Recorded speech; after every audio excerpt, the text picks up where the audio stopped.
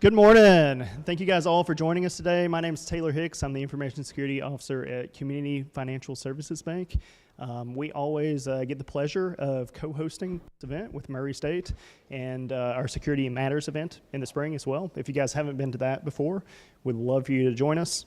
I'm really excited about today. We've got a great list of speakers. We always do. Always really excited to come and hear everything that we get to hear.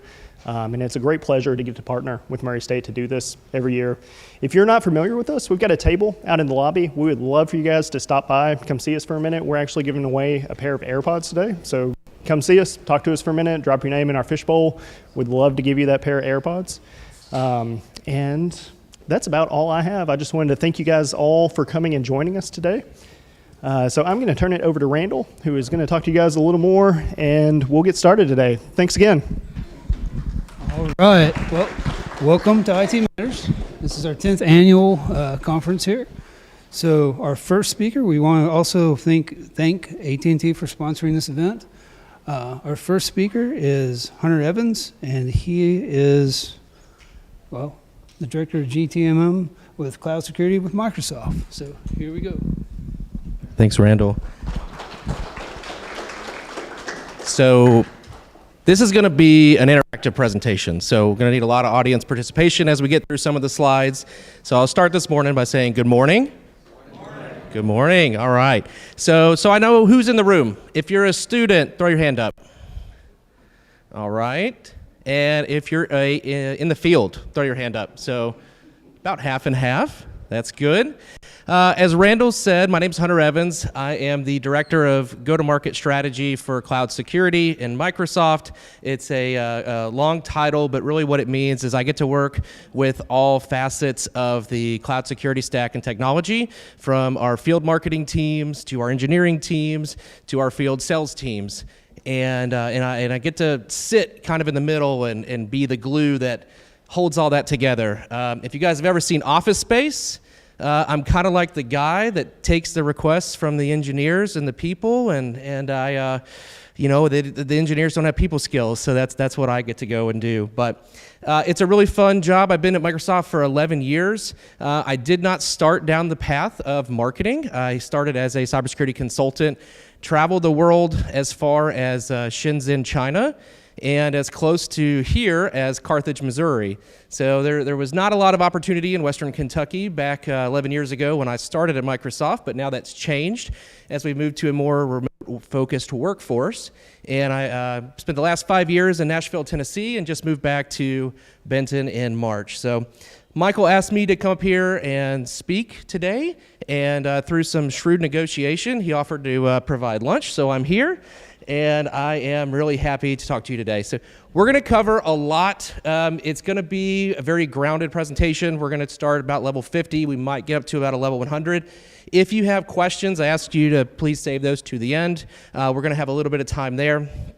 But with no further ado, I'm going to jump right in, and let's talk about securing it all.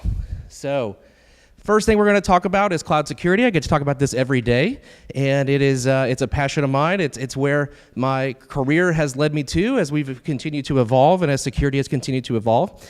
Then we're going to start talking about AI and how AI has really changed the security landscape in the game, and talk about what AI application security looks like. So it's a brand new field and brand new function that we provide now at Microsoft. And then I'm going to show you a couple demos about why it's important to secure it all and what this view looks like. So if you're a student, this is where I would encourage you to tune in the most, because this is where the industry is headed. So I'll have some industry slides up here that we've got. And the thing that has changed so much from when I was in college, and I have 3 degrees from Murray State, so I was in college for a while, is the pace of the industry has not slowed down. We have accelerated at every turn. We continue to accelerate. The workforce continues to develop and change on feels like quarterly, if not a monthly basis. And we see things and trends now that as people are building new AI, as people are learning what agentic AI means and how to manage agents and bots, that it's changing how we work now, and it's changing how you will work when you graduate. So everybody that's in the room, that's in the industry, probably knows exactly what I'm talking about as AI has been rapidly adopted. But without no further ado, let's jump right in. So talking about cloud security, again, this is what I get to focus on every day of my career. It's a great learning experience to think about, what does security mean when we talk about cloud? So outside of our perspective of what we can control. And so when we started with the security model, we had what was called an endpoint detection and response. And historically, this is what most people would go in as a entry-level IT technician. They would focus on servers and laptops, mobile phones, mobile devices, tablets, etc. And they would focus on resolving and remediating the problems that those devices have. What we found was that was a very siloed approach. And so I would have, things that I would do on my devices, but I'm not controlling my identities. I would have things that I would manage through group policies, but I wouldn't be able to manage, settings on the device itself. And so we started integrating, and then as the technology started evolving, we started seeing more cloud adoption. So we as a provider take the responsibility away from you, we host it for you, and we had this shared security model. So we started building cloud security models. And then what we realized is, okay, now we're managing endpoints, and now we're managing cloud identities. And these cloud identities have a whole different set of tools. They have a whole different relationship with our infrastructure and our people that are working with this, and we've created another silo point. So Gartner coined this term called a cloud detection and response system. And so we've evolved from just the traditional EDR, which we now call XDR for extended detection and response. We've integrated the cloud workload protections into them to provide a single portal and single experience that we're now calling the cloud detection and response. So we've connected all the pieces and all the layers of the IT stack up into the cloud. And why did we do this? We did this because the attack surface of the cloud is changing. It's evolving rapidly. There's some statistics on the screen. I'm not going to read through all of them, but you'll see, 92% of organizations are adopting AI. Adopting AI means you're using somebody else's cloud because you're not running the AI locally. Now, there are ways to build your own AI, but if you're adopting it at a rapid scale, and if you're adopting and trusting the models that are already published out there, you're using somebody else's cloud. You'll also see, bottom right-hand corner, the security tool sprawl. So if you're in the industry today, I'd love to hear how many tools do you use on a daily basis to manage your security events? Anybody start yelling them out? Give me a number. 6? Anybody else? So when we did this with a large soda manufacturer, they had 80. And that's 80 different vendors, that's 80 different tools, 80 contracts, lots of things to manage. So we see that we need to reduce the sprawl of tools and make it coherent and concise for security teams to be effective. So when you think about what's happening in your cloud environments, you have to ask yourself, who can access my data? Right? We have a shared security responsibility model where the host or the provider has to provide certain data protections and policies, and you, as the source, have to also adhere and provide your own so that we meet in the middle ground. But who has access to that data? Where's that data stored? Do you have GDPR compliance policies? Do you have government regulations that you have to store them in? And as you're thinking about how the cloud works and where your data resides, is there active exploits there? Do I have internet exposed resources? Do I have credentials that are leaking out there that can expose me to lateral movements and attack paths? All these questions come up as we think about cloud security that we didn't have in a traditional sense when we were just thinking about laptops and phones.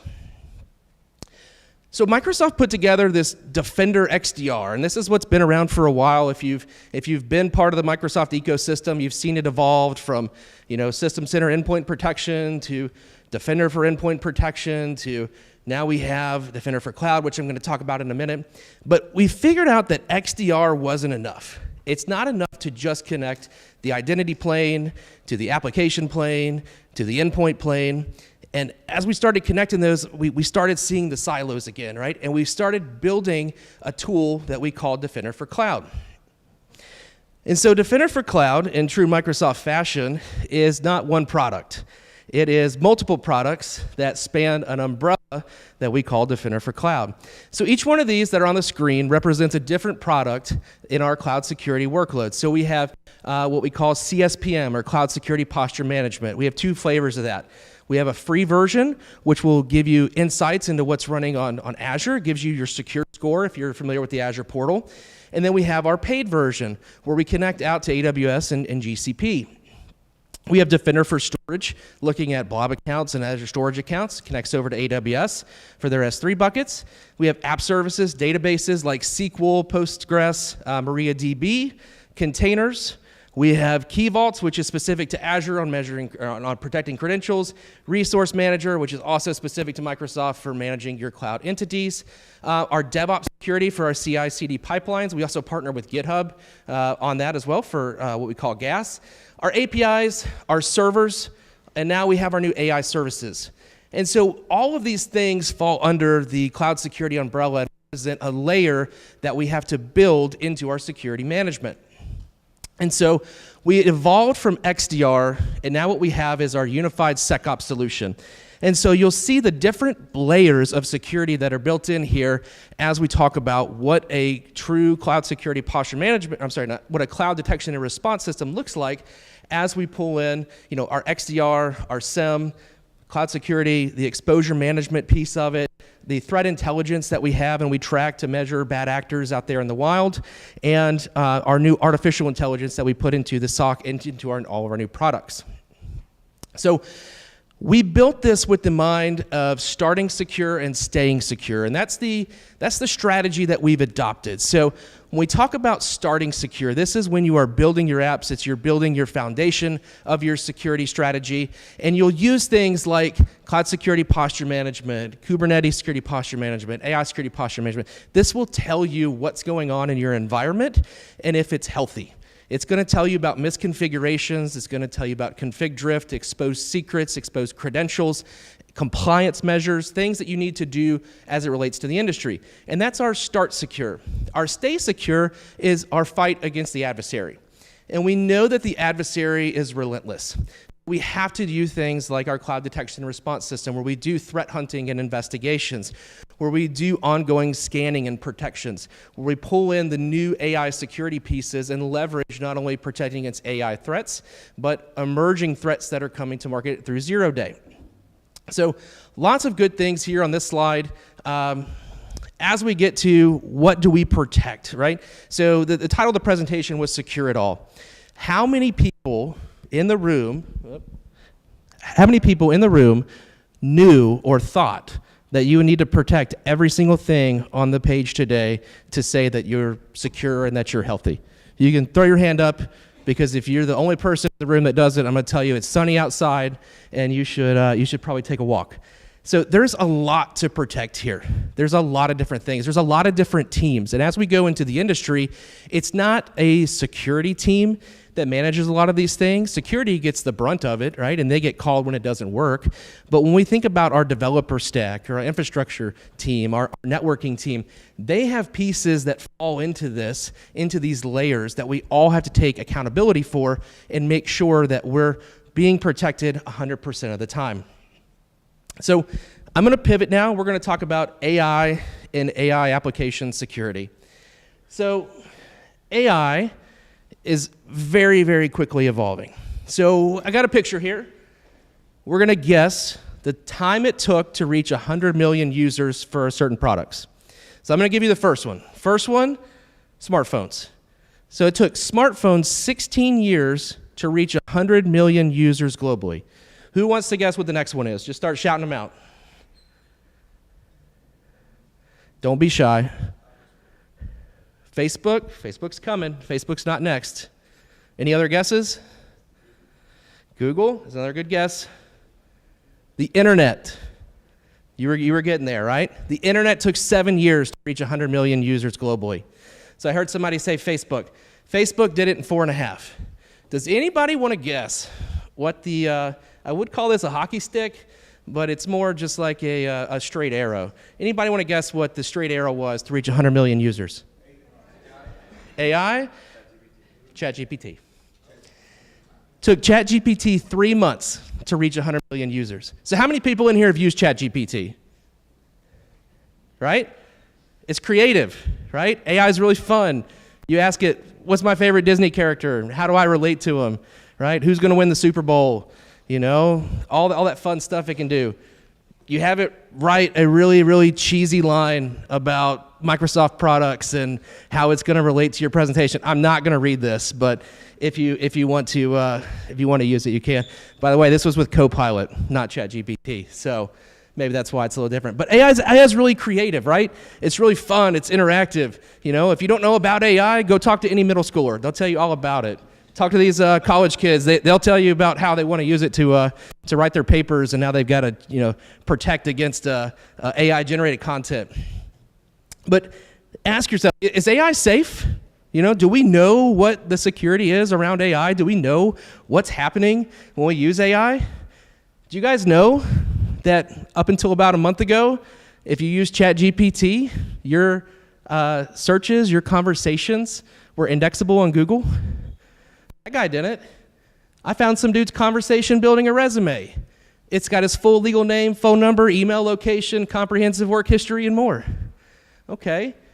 What about, my personal data that I'm putting in there? What if I was writing names or addresses for a wedding? What if I was trying to send a sketchy package to someone and I was trying to mask myself? Do you know that all this is indexable and searchable? I didn't. What happens when your AI bot creates a legally binding contract for somebody to sell a $74,000 Tahoe for $1? Did you guys know that was a thing? It's 2 years old. We've come a long way.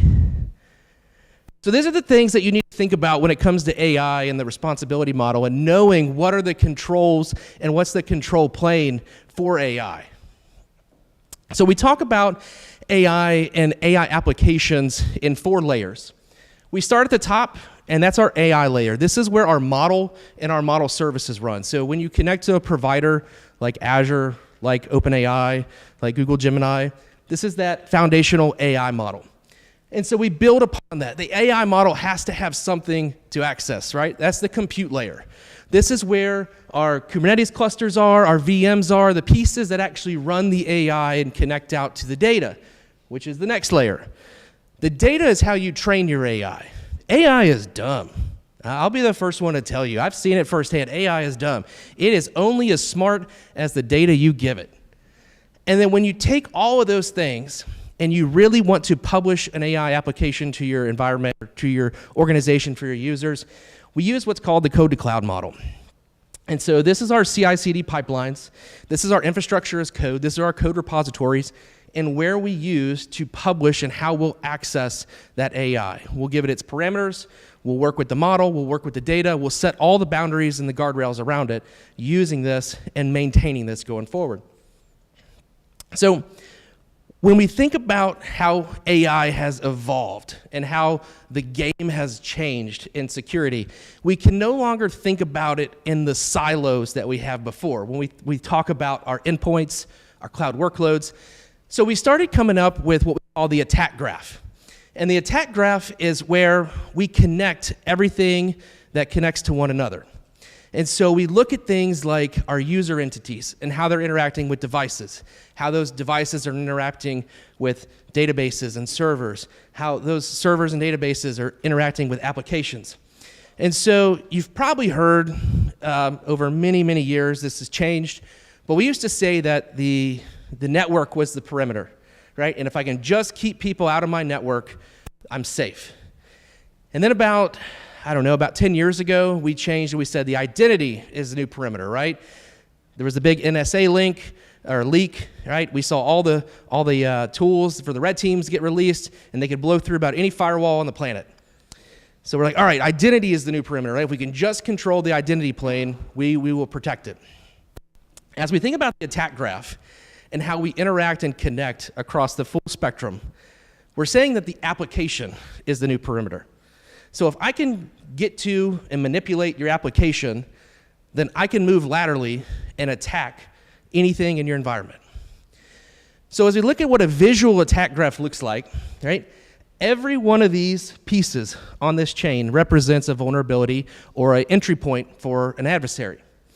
In this case, right, an external attacker gets a hold of a malware file, uploads it through your company portal to an Azure Blob storage account.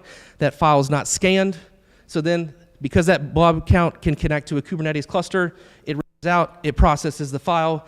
As that file is processed, that malware gets executed. Well, as that malware is executed, it goes over to a virtual machine. That virtual machine then moves laterally within your environment to compromise another virtual machine. That eventually gets down to the end user device and harvests either the credentials, the data, or anything that I'm looking for in order to attack that.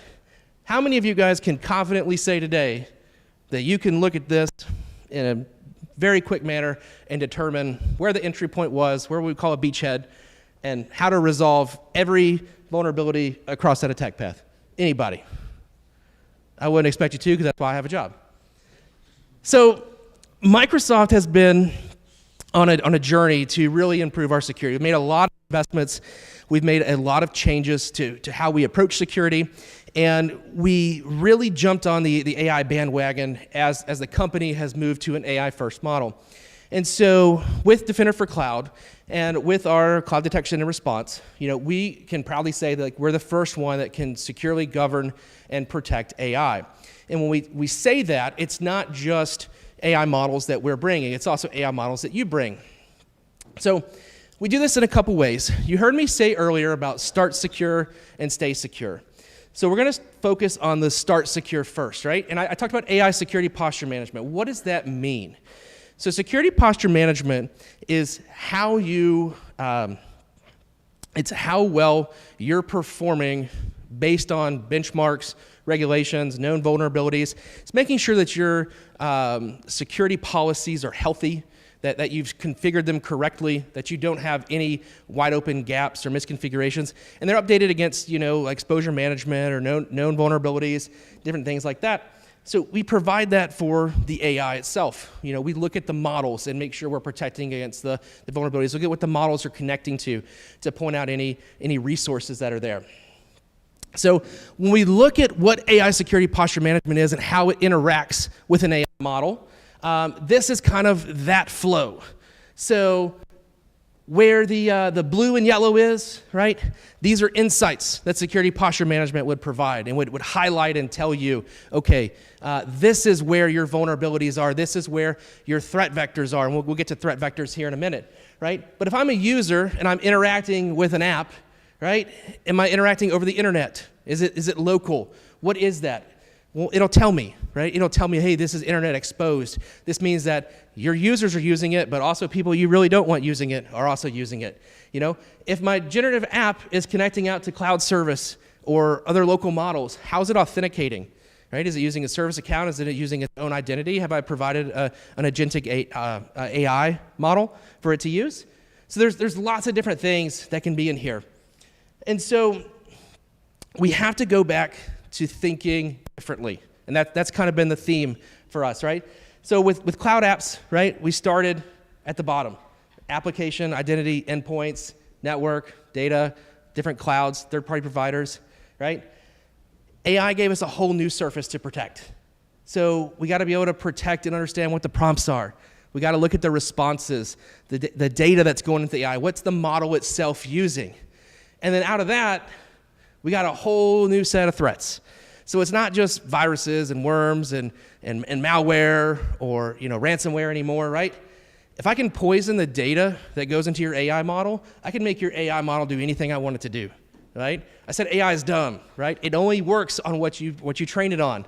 So if you're training it on junk, it's going to give you junk, right? You got to be prepared for what's coming because your adversary already is.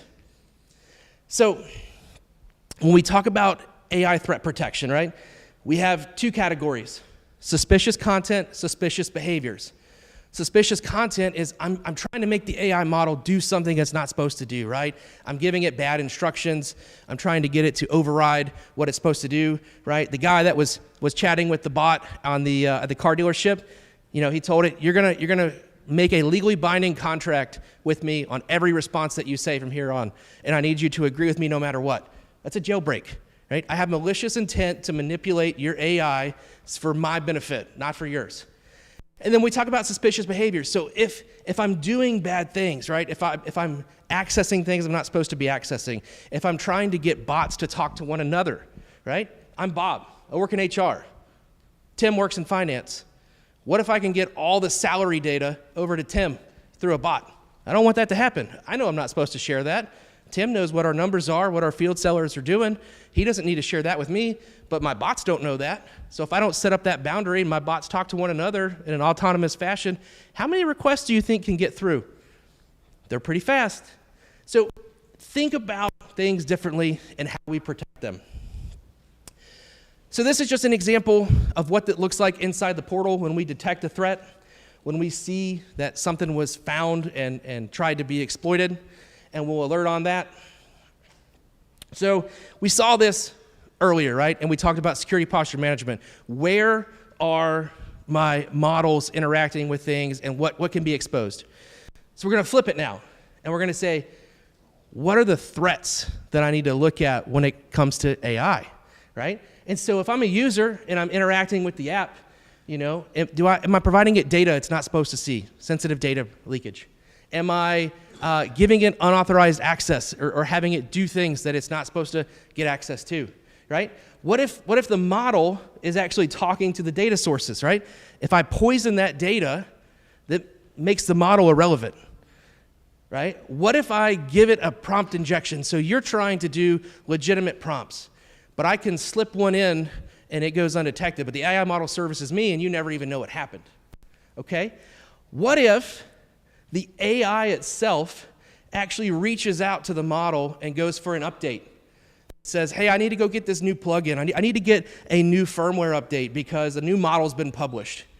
You know, these are all different things that I would assume most people haven't thought about. But this is where the industry's heading. This is why when they say by 2028, we're going to be managing more AI bots and more agents than we will people, it's because of this stuff right here. So the model theft, that was just one that I had left on. So again, we go back to this mantra of starting secure and staying secure. And what does it mean, right? AI security posture management, making sure we understand where our configurations are, where our exposures are, making sure that our hygiene is good. And then our threat protection, to stay secure. We know that the adversary is out there. That's why we're all here. That's why we all have jobs related to security, cybersecurity, forensics, other things. We know that that's out there. So we have to be reactive and be prepared for that. So this is a good slide to take a picture of. This is why I put it on here. If you are like probably 99% of people that don't eat, sleep, and breathe Microsoft and have a PhD in Microsoft licensing like I do, our products are named a lot the same. So if you want to know where to start and what protects where, when it comes to governing and securing AI, we'll do it for you, right? This is the left-hand side of the screen. The pre-built apps, the pre-built models that run in Azure today, we'll do it. Here are the products that'll work with you so that you can do that. If you want to bring your own, right? You don't trust GPT-5 yet. You've built your own model. It runs locally. We can do that too. We can do the same context for what we would do for our pre-built applications, for what you're running on yourself. And here are the products and the stacks that'll work with that for you too. Again, so if you're a student in the room, I would bookmark this page. I'm not telling you that your professors are not teaching you the right things, but if you want to learn about all the things that are coming AI, what the industry is moving to, and what your next entry-level job or job straight out of college is going to look like, it's going to look like this. We're always going to have SOC analysts. We're always going to have security personnel. But if you want to get a leg up on the game, it's AI. And I know that if we were taking shots right now for every time I said AI, everybody would be dead on the floor. But this is the reality of the industry right now. And this is what's happening. So I talked about secure it all. So you guys saw a lot there, right? And I mentioned that we were going to go fast and it was going to be level 50. I was in New York this past week with our product leader from Israel.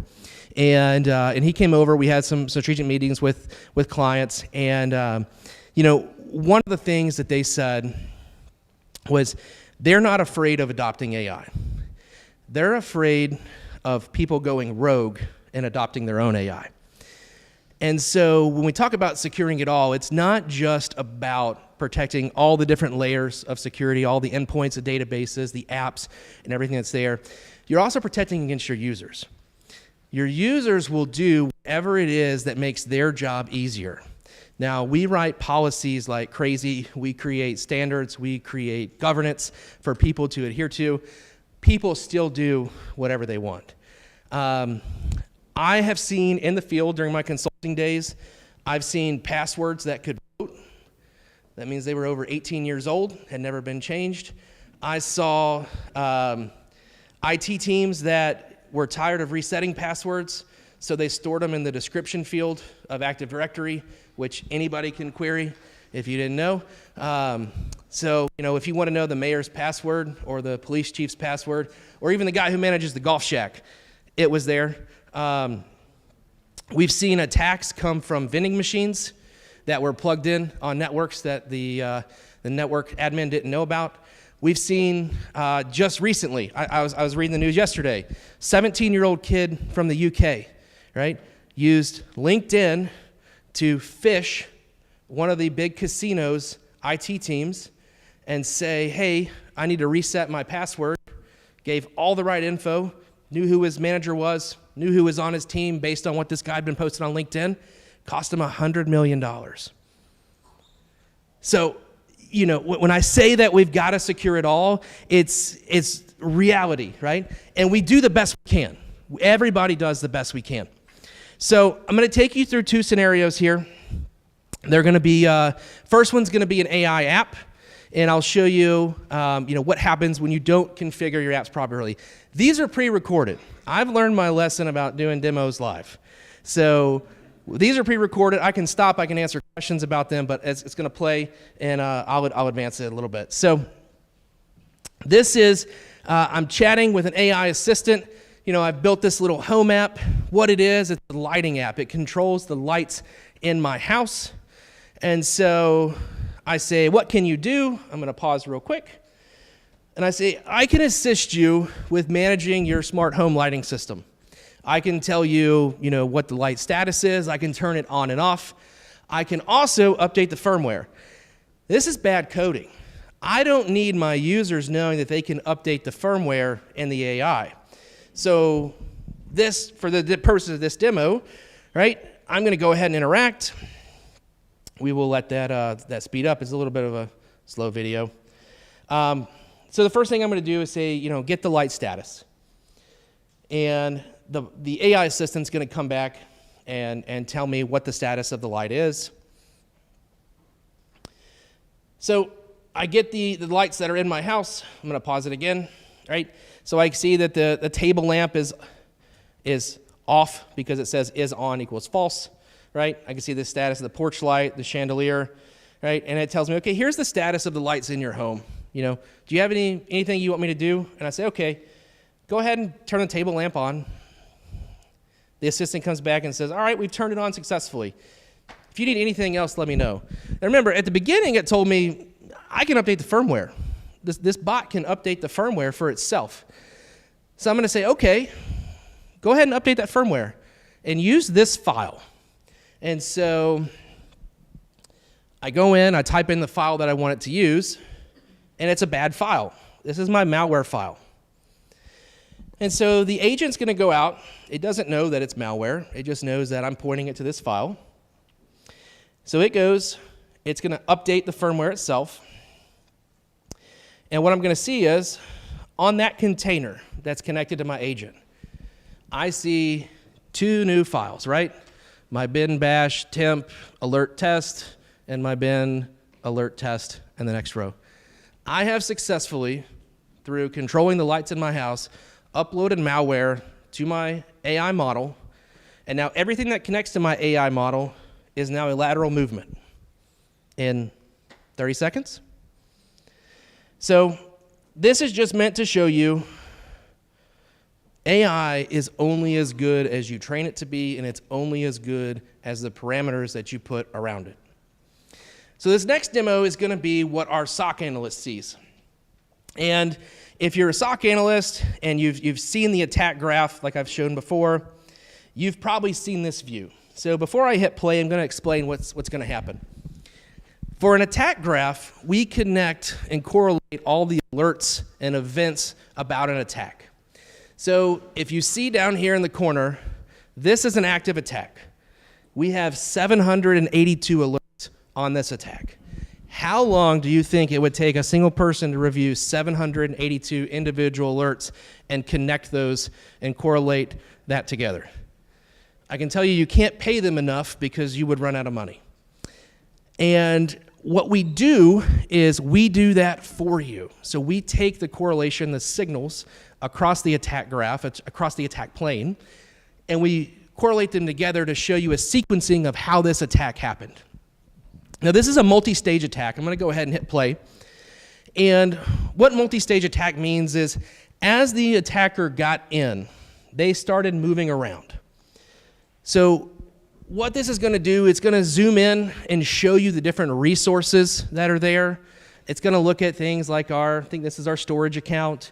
It's going to look at the email address associated with the attack. It's going to look at the identity associated with the attack, the end user machine that it eventually ended up getting access to. But we see that these attacks are so sophisticated and they move so quickly that we have to use technology to be able to keep up. And so if we didn't have this view, if we didn't see the way we see now, we were still viewing it from the siloed approach, it would be near impossible to catch attackers and stop them and be able to evict them from your enterprise and from your organization. So when you hear from your SOC team that they're frustrated, or you talk to the guys that are working overnight, give them some slack, because this is what they live in and day out. Whether you use Microsoft or whether you use another system, it doesn't matter. This is where the industry is going. And this is not, this particular demo is 100% Microsoft. If you want to use something like CrowdStrike, you can connect it. We'll still give you the insights here. We'll still give you the attack graph of what's going on, and you can connect it and look at it in a single pane of glass. So that's what I've got for demos. I want to close out by asking a simple question, right? Why is all this important? So, these conferences, my role at Microsoft, the students that are in here that are learning more about cybersecurity, why is this important for everybody to take in consideration? Well, for an organization to be secure, how many times out of 100 do they have to get it right? Yell it out. 100 times, right? How many times does an attacker have to do it?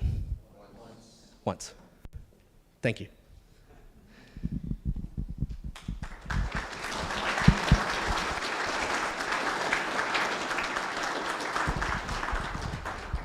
Do I stay for questions? You absolutely have time for questions. But I should point out that I heard you say it doesn't matter if you use Microsoft or something else. I heard that. It's on stream. It's on stream. We connect to third-party systems. You'll use Microsoft, but we'll also pull in the third-party stuff. So, Questions. If you have a Microsoft question, this is the guy. there's a lot of D's in my vocabulary, but discount isn't one of them. So, pick. Here you go. Hang on. Desktop for AI integrated as the operating system itself. And I heard a little bit about that, but do you know anything about that? Is this going to just kind of solve everything on your desktop, or you're going to have third-party products and all that? I don't have a good answer for you. I know that Copilot's coming. I know we've talked about Snapshot. There's been a lot of things about the concerns for using AI on the desktop and how we would do that. I'm not on that team, so unfortunately that's not in my remit. Yep, got one right here, Michael. This might be a simple one. Quick question on Copilot. Uh-huh. I go in there and I say, I want something designed for processing hazardous waste or something like that. Yep. And I put some parameters in there, pounds, concentration, stuff like that. Tell me what it gives back on it. Can somebody else in Copilot that's smart on it go figure out what I put in? So the question was, if I go to Copilot and I put in parameters and I put in, a command that I'm looking to get an answer back for, can somebody else get that? So there's two things to consider when using Copilot. There is the public Copilot that anybody can access. You can access it through Edge. You can access it through Bing. Those are trained on public models. So will they be able to search your specific query? No. Will they be able to get relations to your query if they have a very similar one and the model's been trained on the query that you've done? Yes. If you're using the commercial Copilot, where you're actually paying and that data is protected, then no, it will only live within the confines of your tenant, and if you're assigned a personal license, it will only be assigned to you. And that's all in our AI privacy commitment that the lawyer spent lots and lots of time writing and putting out there after we got slammed by the White House. So, great question, though. One more. Oh, follow-up? Yeah? You say the paid version, so if I'm paying for Copilot, the $20 a month, whatever, I'm protected. Yes. Yep. As much as anything. Yeah, that's true. Hey, I talk. So just a quick question. You said the industry was kind of going towards AI and security, stuff like that. Yes. What kind of entry-level jobs or different stuff is, coming out with that? Yeah. So I think I'll answer your question in two parts. We talk about the industry moving towards AI. You also hear the industry moving towards platform. And you'll see the platform approach coming through very clearly. So think about the acquisitions we've seen in the last year, right? Google bought Wiz. Why would Google buy Wiz? Okay, other than buying their way into organizations they've been blocked in before, they're building a security platform. Wiz filled out a gap that they had for them to become a real security player. They've added Chronicle, they've added Mandiant as their IR team, so they're building a platform, right? We see AWS doing the exact same thing, right? They're partnering with CrowdStrike. Okay, who did CrowdStrike just buy? It was Pangea, right? They're buying AI security. Then we have our Palo Altos of the world, right? Palo is also building a platform. Who'd they just buy? CyberArk, right? So they're building an AI security on top of their network security, on top of their EDR security, and now their AI security. So when we talk about where the industry's going, it's a platform approach built on AI.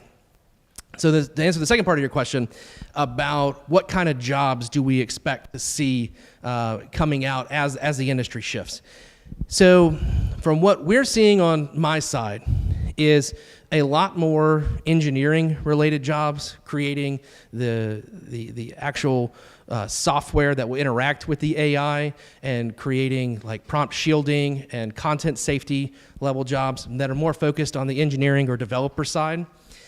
We're seeing a lot of sales roles be eliminated, just frankly. We just went through a mass layoff. Amazon's done layoffs. Lots of companies are going through layoffs. And we're shifting to a more technical focused workforce. So not everybody needs to be a level 400, 500 coder. That's been made clear. But we do need technical people that understand the models, that understand the products, that understand the foundations of security. And so you'll still see entry-level jobs around, data analysts, around security analysts, SOC analysts. Those are still going to be there. I think that your traditional help desk technicians at large firms are going to go away because we can solve about 75, 80% of those tickets and complaints through AI. But what's really going to explode is probably the MSP space. And I know John's going to talk about, tech startups here in a little bit. But this is evolving so quickly and so rapidly. There is not enough workforce and enough people out there to solve the demand.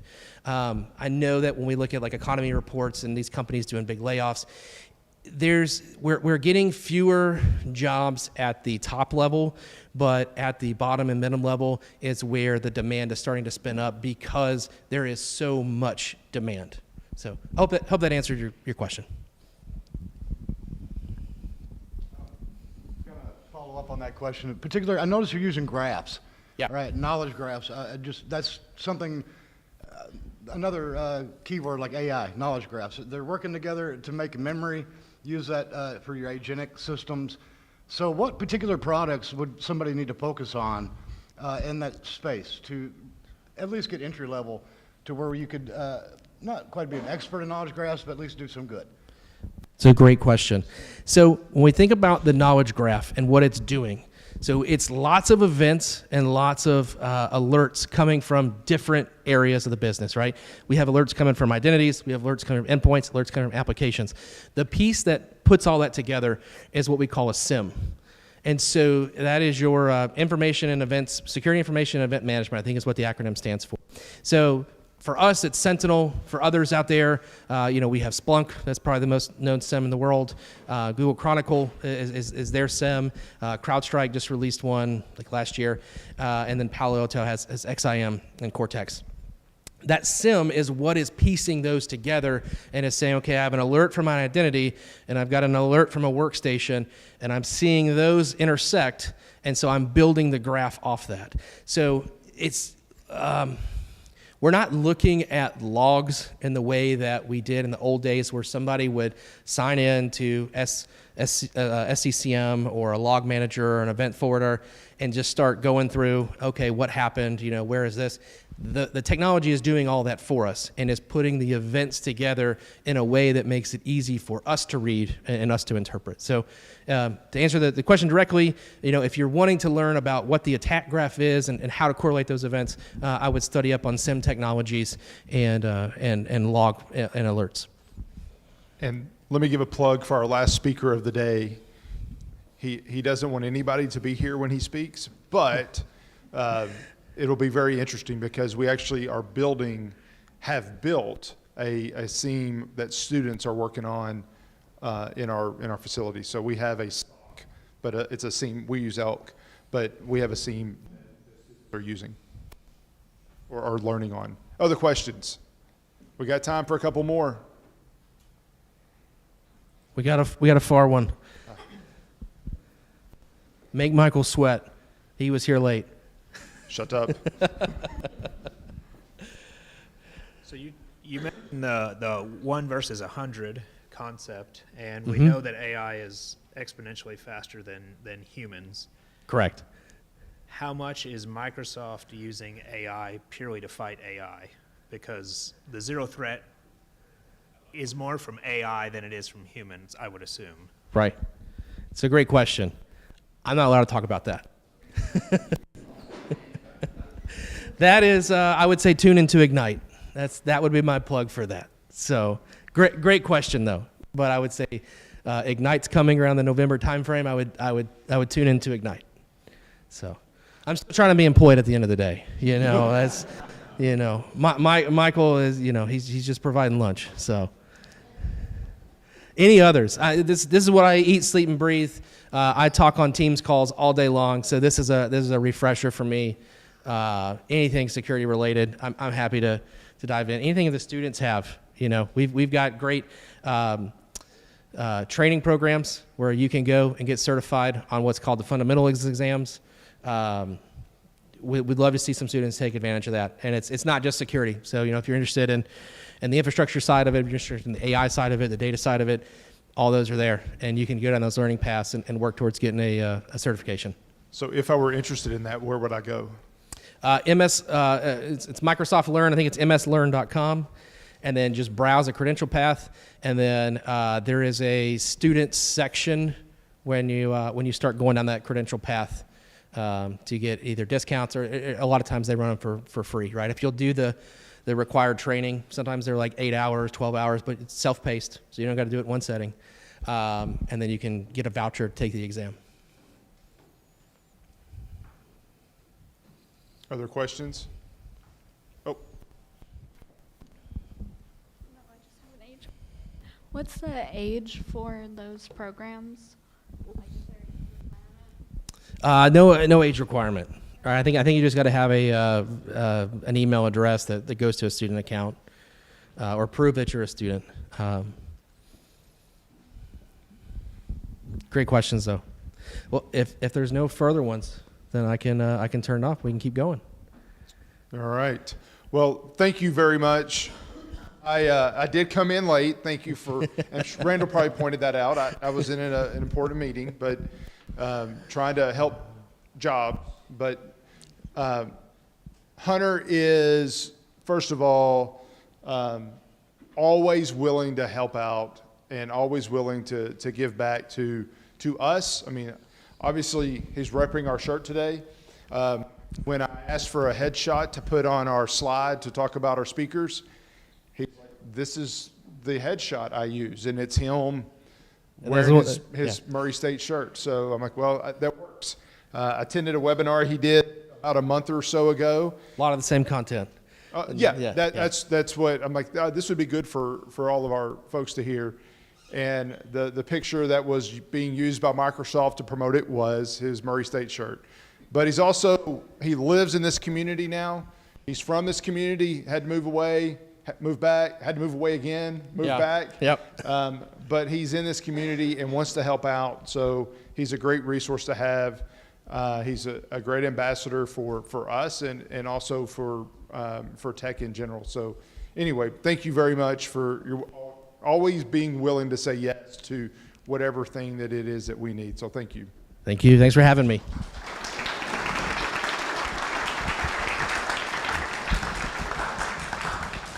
And since I have, now both mics, let me share a couple things before John comes up. A couple things that Hunter mentioned in his presentation. First of all, don't drink when somebody says AI, because you will definitely be dead by the end of the day, because that is certainly a theme that we're going to have run throughout the day. There will be, really from the beginning of the day to the end, AI is the reality that we live in, and we can't have an IT conference if we don't talk about AI.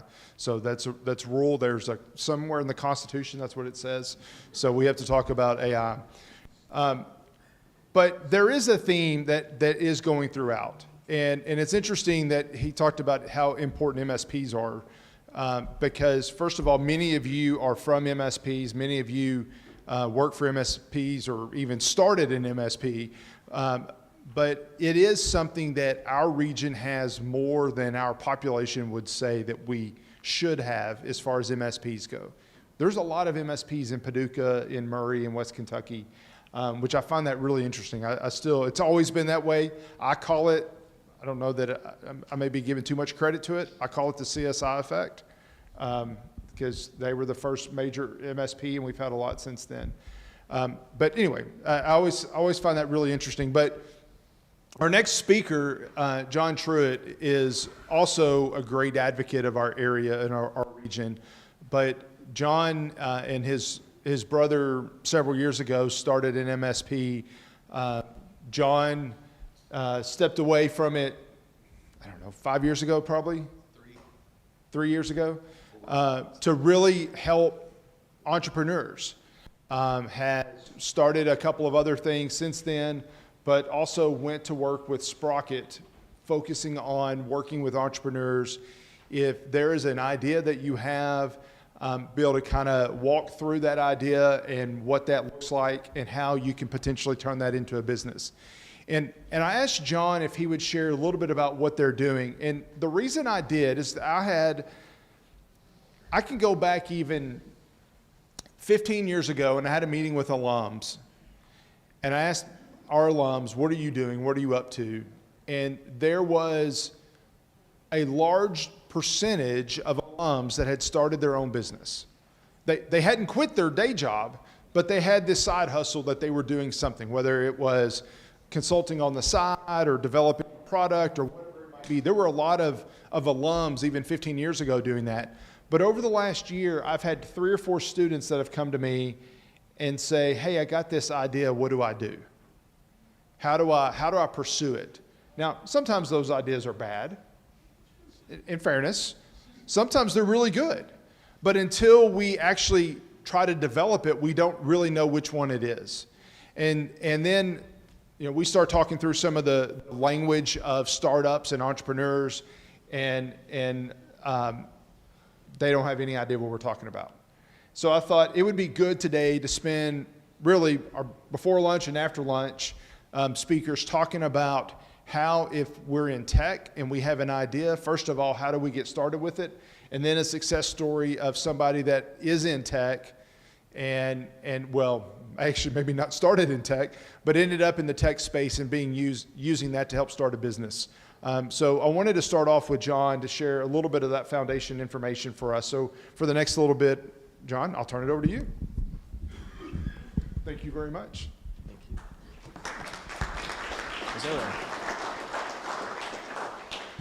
Is there a clicker? Is this it? Okay. Well, we're going to try it anyway. I think this will. So my name is John Truitt. I am the entrepreneur in residence at Sprocket, which is what's called an entrepreneurial service organization here in Western Kentucky. We cover 22 counties of far Western Kentucky. Just a quick little bit about myself. I have been an entrepreneur and in IT since 1992. I started my first IT business in 1992. Didn't know anything about what I was doing, but it was kind of the Wild West then. Nobody really knew. I've seen a lot over the years. I started an IT service organization in the 2000s with my brother here in Western Kentucky. And it was designed to be an MSP, although we didn't use that terminology at that time. And we grew it, and it was very successful. Several years ago, I decided that I wanted to do something else, and so I successfully exited the business. And at that time, I think Kaleo Technologies was number 16 on the MSP 501 from Channel Future, so we'd done very, very well. I've always loved the idea of being in business for myself, being an entrepreneur. I have started a number of businesses, most of which failed, and I have been successful as well. And so, I want to see, I don't have, Sprocket has been around since 2017. We started off as a makerspace and then decided that we wanted to help startups, and so we turned into an economic development organization that's focused on entrepreneurs and startups and small business, things like that. And in 2021, we opened a co-working space here in Paducah. How many of you have been to our co-working space? Very few. So we are in the Coke plant, the old Coke plant, where Mellow Mushroom is. At the back of the building, where the parking lot behind the building is, you'll see our sign in our entrance. And it's an incredible space. I worked for several years in Silicon Valley in the late 90s and early 2000s, and it reminds me being there what it was like in those heydays. The other thing I wanted to ask before we really get into this, how many of you currently own a business? How many of you are interested in being an entrepreneur or owning your own business? Okay, great. I actually have a presentation then. So let's get into it.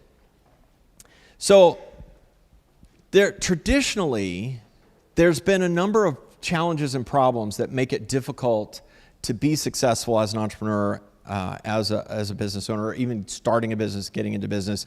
I'm going to just give you a few of these things.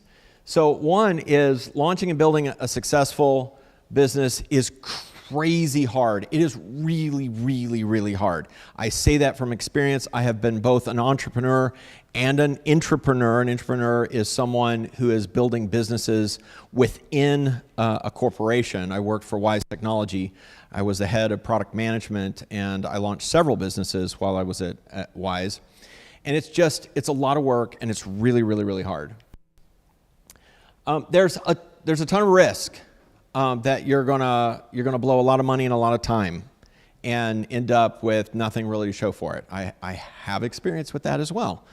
And it shies a lot of people away from the idea of being an entrepreneur, because well, what if this doesn't work out? What if I spend $10,000, $20,000, $50,000 and I spend 2 years trying to get this thing to work and it doesn't go anywhere? That seems like a lot of risk, and it is. And then finally, and this is probably the big one for most people, is that you are busy. You have a life. You have maybe a family, maybe a full-time job, maybe other interests, things like that. And starting a business means that you're going to have to spend time on that. Like I said, it's crazy hard. You got to spend a lot of time doing it.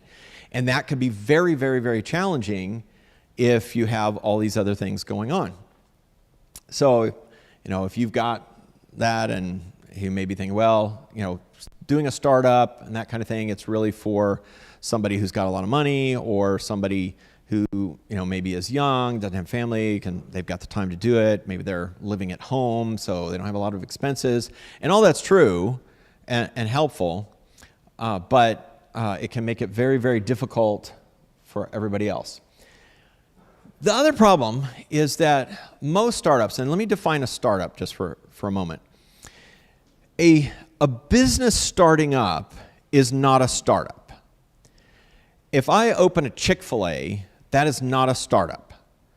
That is a business that has a very specific plan with, if you follow that plan, this thing is going to work. That's not a startup. A startup is when you're doing something different, something innovative, something maybe that hasn't been done before. And certainly this is tech, right? Tech businesses typically, even service organizations, are doing something that is different. It doesn't have to be different technology. It could be a different way of doing something. When we started Kaleo, there were IT service organizations. There were IT service organizations here in the area. But I had exposure at Wise to a few companies out on the West Coast that were doing some different things that I was really intrigued by. And so we started Kaleo doing that, but we didn't know if that was really going to work or not. It ended up working very well, and now the whole industry is doing those same things. But it was different. And so that's a startup is doing something different, and there are unknowns. And that's what distinguishes a startup. Most of the time they fail. Over 90% of the time they fail. And obviously that can be something that can shy us away. I think I'm a glutton for punishment. I just started off that way. I really wanted to be an entrepreneur, and I didn't care that I knew that it fails most of the time. So all of that, here's a few things. This is the whys. Why do they fail so often? First of all, most startups build something that nobody wants, or at least not enough people want. And so they fail. Maybe they fail right away because they figure out right away that they were building something that nobody wanted. Or worse, they find a few people that are really, really interested, maybe a small cadre of people, and they'll spend money with them, and so they're growing, and then nobody else wants it. And then those people move on to something else, and so you have a company that maybe even grows to 5 or 10 million and then crashes and burns because their customers all go away. And it was because it wasn't really what people needed or wanted. Doing things out of order. This is a big problem where, for example, most entrepreneurs, and I coach a lot of startups, a lot of them, very early in the process, they're looking to build their website. And you don't need to do that. You shouldn't do that. That is a waste of time and money. Build a website later on, right? If you are spending, you think about the time problem from before, how hard it is, how you got all these other things going on, you want to spend your time on the most important things that you need to do right now. And there's a lot of ways to waste time thinking you need to do other things. Worrying about things that are going to come later, right? Not only just spending your time, but also actually thinking about and worrying about things that you really don't need to. Marketing, for instance. When you're in the early stages of building a business, you really don't need to worry that much about marketing. That's for when you've kind of figured things out and you're ready to grow. And there's probably months or even years from the time you start until the time you really need to be worrying about marketing. This is a big one. Most founders, they fall in love with the solution, the thing that they're making. I call it, they've made a baby and they love their baby. And the first thing may be that the baby's ugly and nobody wants it, right? But they don't think the baby's ugly. They think the baby's great, right? And So one of the traps that kills a lot of startups is they fall in love with their solution, the problem not the problem they're solving, but the way in which they're solving it. And successful entrepreneurs, they solve problems. They fall in love with the problem. They want to know what is it that's really causing people issues, the things that hold them back, the things that would help them to move forward. They fall in love with those things, and the solution doesn't matter so much. The more they understand about the problem, the more they'll get to a solution that actually solves that problem. And then last, this is a little bit later on in things, growing too fast before you're ready. This can happen to companies where they've gotten some traction, they're kind of getting up, maybe they've got their product, they've gone out to market, and they just start going like crazy. I have one startup that I've coached that he unlocked the learning that he needed to get users onto his platform at the rate of more than 10,000 users a month. But he hadn't unlocked the learning for how to convert those users from the free version of the product to the pay version of the product. So he was growing by tens of thousands of customers per month who weren't paying anything. And you can imagine from the, coming from the IT world, all of those costs associated with those growing numbers of users. So you can actually grow too fast before you're ready. So what's changed? What I want to say is, let me back off that for a second, that all of that stuff I've said is true. I used to say that not everybody should be an entrepreneur. You need to be very risk tolerant. You need to be willing to fail many times, things like that. I've had 2 successful businesses, like really successful businesses, and I've had about 9 failures in the last 30 some odd years. So I used to say that, but things have changed. The environment for entrepreneurship is not the same as it was when I got started and over the years that I've done it. It's actually very, very different today.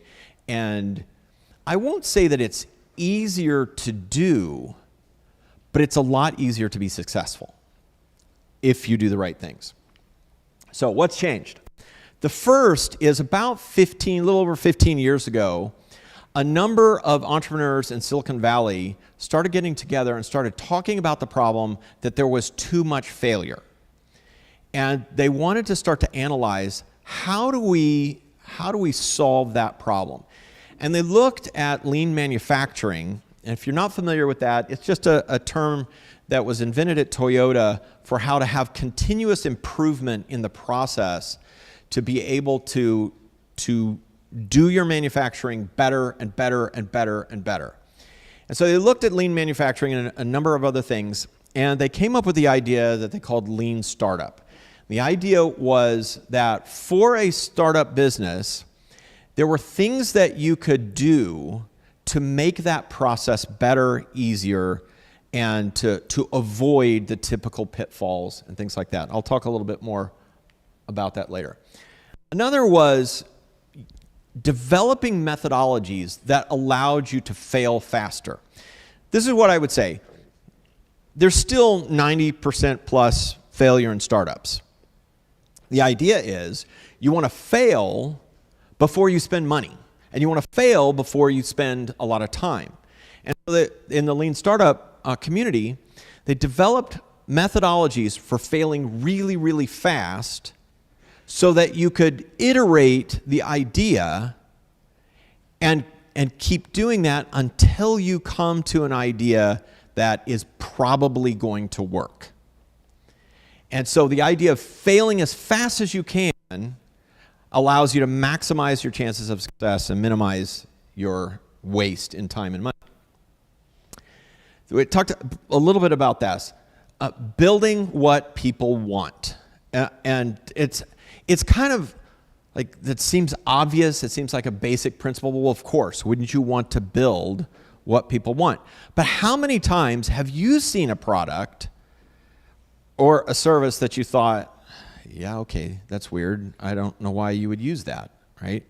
Or you kind of think it's kind of cool, and then you use it. I remember I'm a fan of the TV show Firefly, and I saw there is a Firefly board game, and so I thought, yes, and I bought it. It was expensive, and I brought it home, and I played it, and it was terrible, right? And I've never played it again.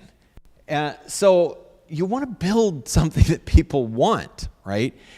Well, that's not a just sort of guess it sort of process. In the last 10 to 15 years, there's been a ton of work to develop methodologies for identifying in scientific ways of figuring out what is it exactly that people want and need, to the extent that you can better predict success in a startup. Also, over the last 15, 20 years, you've had this explosion in software as a service. And this has made a big change in terms of the cost of starting up a business. Because now you can, as you grow, you don't have to go get a bunch of money to get all the tools together and the platforms, all this kind of stuff. You're just using it as you need it. There's a lot of free stuff for doing a lot of your initial development and stuff like that. So it's made it much more possible to do what's called bootstrapping your new business, where you don't have to go out and you've got this great idea and you have to go out and you have to raise $1 million to make that a reality. Now, you might not have to raise anything to make it a reality.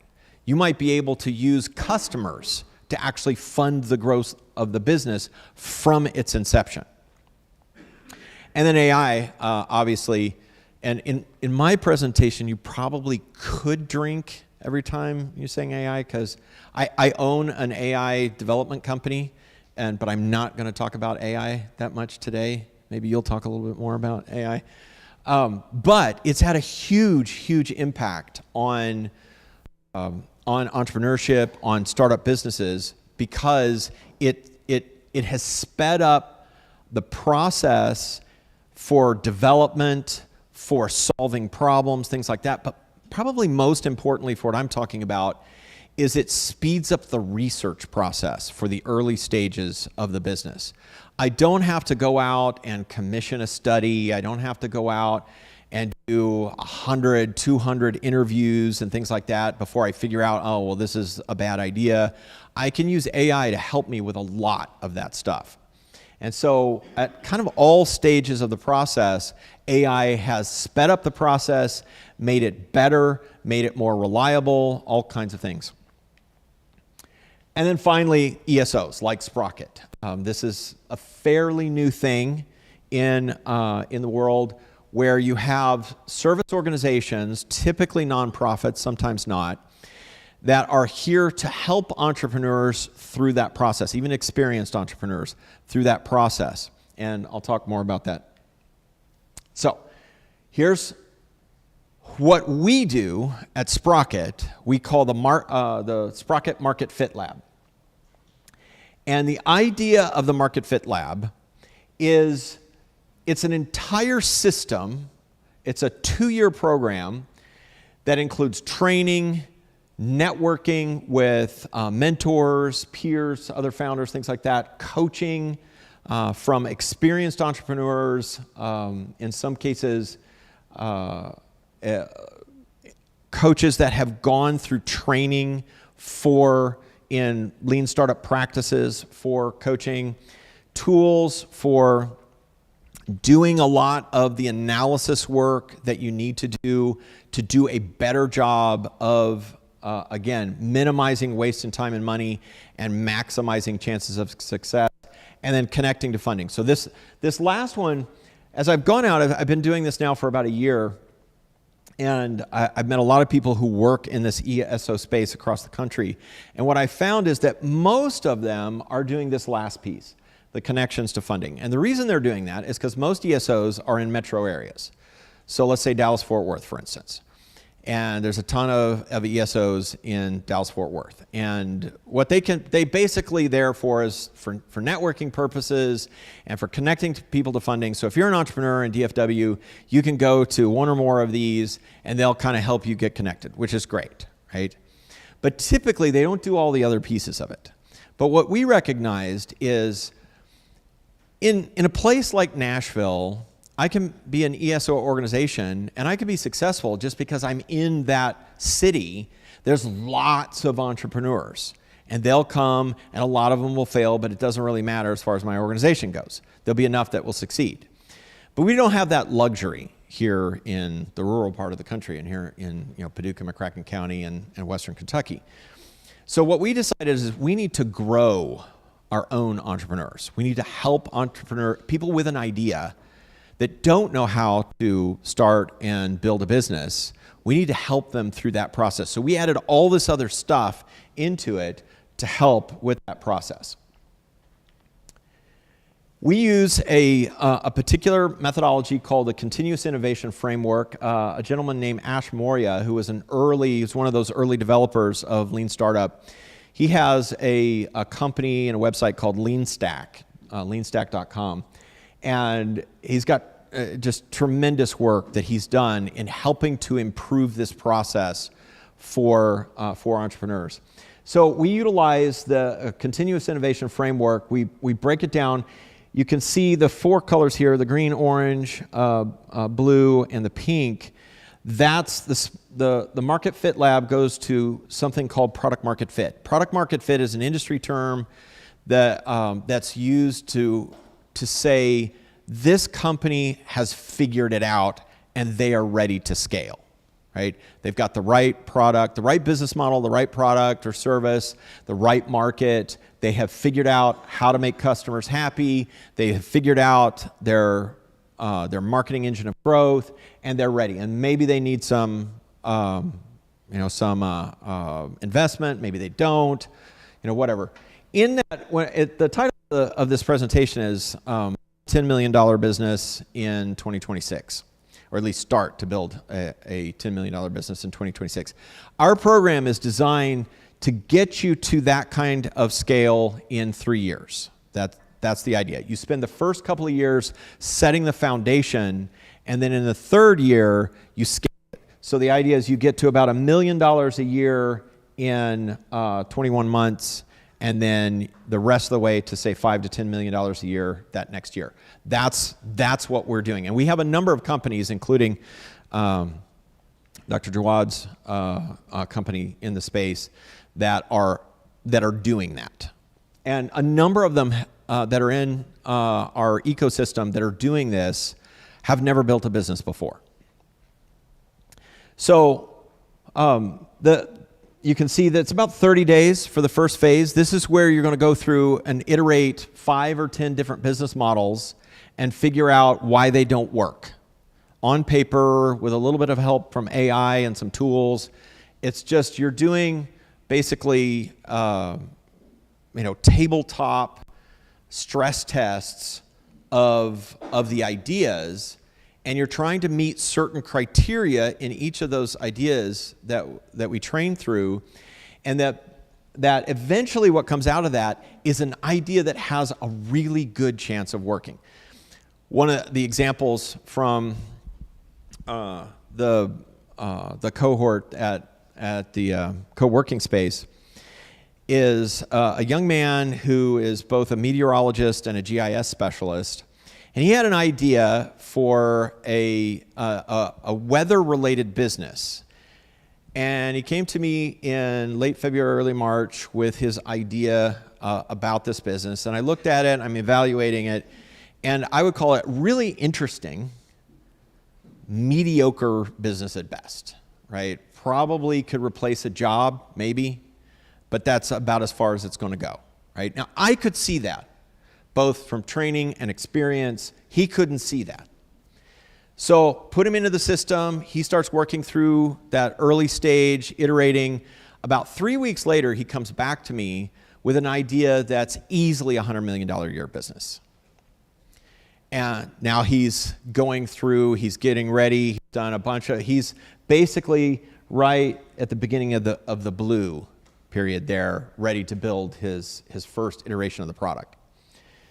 So that's the idea, is taking entrepreneurs through a process to help them, again, minimize the waste in time and money and maximize their chances of success. And then eventually, the idea is about 3 or 4 months in this first part where you're analyzing business models. The second part is you're going out and confirming with customers using very particular methodology called customer development, where you're getting answers from them without in any way biasing them. Because most of the time we go out and we say, what do you think about this product? Do you have this problem? And they'll say, yes, I have that problem. But it doesn't mean that that's actually, that they're going to end up paying you money for that. You have to be able to get it from them in ways that they gave it to you without you biasing them or prompting them. And so there's a methodology for doing that. And that's the kind of gold yellow there that we spend. By the time about 3 to 4 months in, again, not a lot of time, and you literally spend little to no money in that time, easily do it as just on the side, few hours a week. You get to the place where now you have confirmed, you should at the end of that actually have customers who are ready to pay you. And so that leads you then to this third phase where probably about 9 months or so, you're going to build the product, build the service, launch it, and then go to those customers that have already confirmed, yes, I want to pay for that. And start to learn, building traction, how to acquire customers, not in terms of marketing, but as in terms of sitting down and having a compelling case of why they would give you money. You don't have to get a lot of customers, and learning how to keep those customers and make them happy and all that kind of stuff. And then once you've established enough of that you can say, yes, this is good, this is working, then we start working with you on turning on marketing mechanisms. Here's some examples of what we do in the program. This is an example of a program guide where you're going to go through training. It takes you start at the top and you go through watching videos and reading articles, things like that. We have books that we're recommending through the process at different stages, those kinds of things. Some examples of tools. This is what's called a lean canvas. Traditionally, in starting a business, you would develop a business plan. A lot of business plans. I just did I judged a competition recently, and they provided business plans. The smallest business plan was about 25 pages, and the longest one was almost 90 pages. And it's garbage. Nobody ever reads it. If you write a 90-page business plan, no one will read that. And so what you really want is something simpler, that's flexible. A number of years ago, an organization invented something called a business model canvas, which is really, really good for existing businesses to have kind of a flexible, ongoing business plan. And Ashmoria developed this, what's called a lean canvas, specifically for startup businesses, where you can develop your business model in a way, we do, one of the things we teach is to do time constraints on everything. And so the time constraint for developing a business model on a lean canvas is 20 minutes. You spend 20 minutes and no more. And put as much as you can of the idea in 20 minutes onto that canvas. And then you start analyzing it. And so the idea is that I can use this little bit of information and a number of different stress tests to figure out, some of which are tools that in the system that allows me to see, is that a good idea? Is that idea desirable? Is that idea viable? Is that idea feasible? Those kinds of things. Is it the right timing?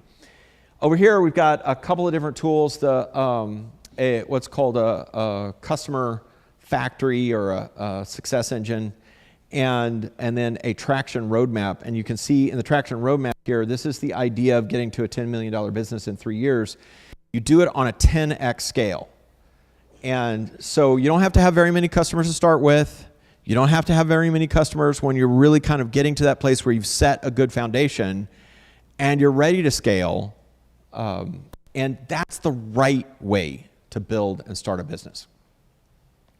And these are all things in the platform. We have AI in the platform to help analyze interviews that you do with customers and things like that.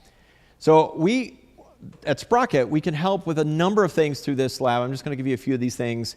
You can test your ideas before you spend any money or a lot of time on the ideas in the effort to find a business model that works. And we help along with that process. Train on and help you learn how to discover what customers really want as opposed to what you think that they want, and design an offer that customers can't refuse. If any of you are familiar with Alex Hormozy, we utilize his system for that, what's called a Grand Slam offer. It's an excellent system for putting together offers. How to avoid getting investors too early. That's also a problem. That's actually a big problem for startups, where you go out, you get $100,000 or even $1 million in investment, and now you have investors breathing down your neck. And you end up doing things because of that rather than what you need to do to make the company successful. If you think about any large company, that happens to them all the time, right? They start to do things because of the share price rather than what is really going to make the customer happy and buy more of the product and that sort of thing. Or even needing investors at all. It is also possible in, I would call it most cases, to never have to have investment, even your own. Build the right product. We talk a lot about that, train a lot on that. We train on how to make customers into loyal fans. How do you do that?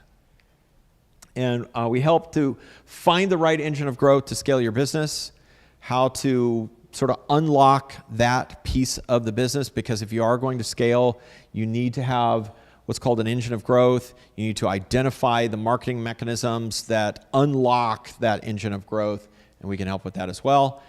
And then implementing the right EOS, an entrepreneurial operating system.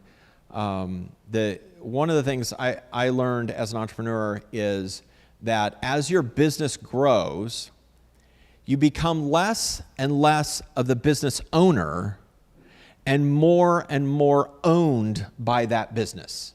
It's not like a job. Like you got a job and suddenly you don't like the job anymore, so I get on Indeed, I start looking for a new job, and I find the new job that I want to go do, and I quit the old job. For business owners, it doesn't work that way, right? If you get tired of it, and a lot, I tell entrepreneurs, have a 5-year plan for an exit. You may find at the end of 5 years that you really, really enjoy what you're doing and you want to keep doing it. Or you may find that you hate it and you need an exit plan, right? And so an EOS, an entrepreneurial operating system, is how to prevent that. It's how to prevent your business owning you and you continue to own the business as it grows. So we teach companies how to install those in their business. And it's free. We don't charge for this. We are a nonprofit. We operate on grants and donations, things like that. Just about everything that we do. We have memberships for the co-working space. There's offices in the co-working space that people can essentially rent out, things like that. But the vast majority of our programs are free, including the Market Fit Lab. I'll say one last thing.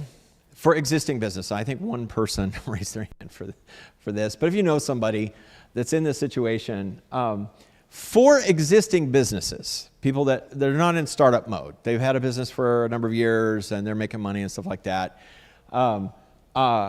If you're wanting to grow, but you're feeling stuck, we help with that as well. We can help you figure out how to get unstuck and how to grow. And then if you're wanting to exit, but you don't know how, believe it or not, that this is a gigantic problem for baby boomers that own businesses, that they don't have anybody to pass the business along to, and they don't know how to exit the business. They don't know how to turn it off without it just shutting down and going away and being worthless. How can they sell it? And in a lot of cases, that it's difficult to do that kind of stuff. So if you want to exit and you don't know how, we can help with that as well. Some ways to get in touch with us: sprocketwky.com. And our phone number, if you go to sprocketwky.com, this is a platform website. It's got a mentor deck on it where you can schedule time with mentors. It's got a community platform. It's got a lot of training on the website, things like that.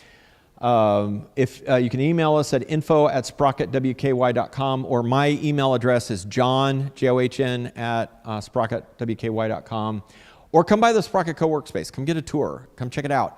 If, for instance, this is one of the things that we do with co-work, if you work here in the area and you work at an office and there's times where you'd like to just get away and have some focus time and things like that, but and maybe that works out for you at home, maybe it doesn't. Maybe you have little kids at home or something like that and they're running around and it's noisy, then it's a great space to come and work. We've got a number of people who do that in the area where they work for corporations. Maybe they have home offices and they just want to get out of their home office and be in a space with other people for a little while. And we have a lot of amenities in the co-work space as well. Questions? We have time for questions. Come on. You talked about that meteorologist who had an idea. What was his idea, if you're able to say? So the original one or the new one? Okay. So he is building an app. He has developed. He's worked as a meteorologist in learning how to predict the strength and path of a tornado on a moment-by-moment basis. And so what he's doing is developing an application that you can have on your phone that will tell you within about 15 or 20 minutes that you're in the path, and based upon the criteria that you put in there, should you shelter in place or should you get out? So if you think about the Mayfield tornado, you didn't want to shelter in place with that tornado. You needed to get out of its way, right? But what's the typical advice? Shelter in place, get in an interior closet and stuff like that. And that's true for smaller tornadoes, for most things, right? If you have a brick construction home, you can up to maybe an EF3, maybe not an EF3, depends on how strong it is. If it's, but if you're in we all know this, if you're in a mobile home, you need to always get out of the way, right? But that's true for a lot of houses with an F2 or an F3. You need to get out and get away, and we don't hear that. If you have a basement, I've heard this all my life, that's the safest place, just get in your basement. In one of the storm systems that came through in March, a family in Illinois died, and this is a regular thing. I did not know this, but it's a regular thing for people to die in their basements.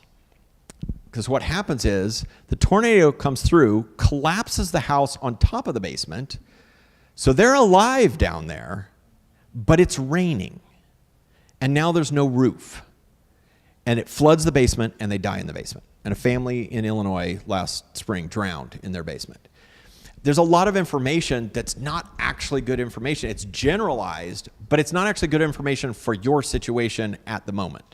So what the app is going to do is tell you, it'll be a regular weather app as well, but tell you there's an EF3, you're in the path, you have 15 minutes, and you need to go at least 2 miles north or west or whatever, right? And so that's the idea that he has. How much did he pivot from the bad idea to the good idea? Were they similar? A lot. His original idea was tornado storm chasing tourism. with some scientific research built in as well. Yeah. Yeah.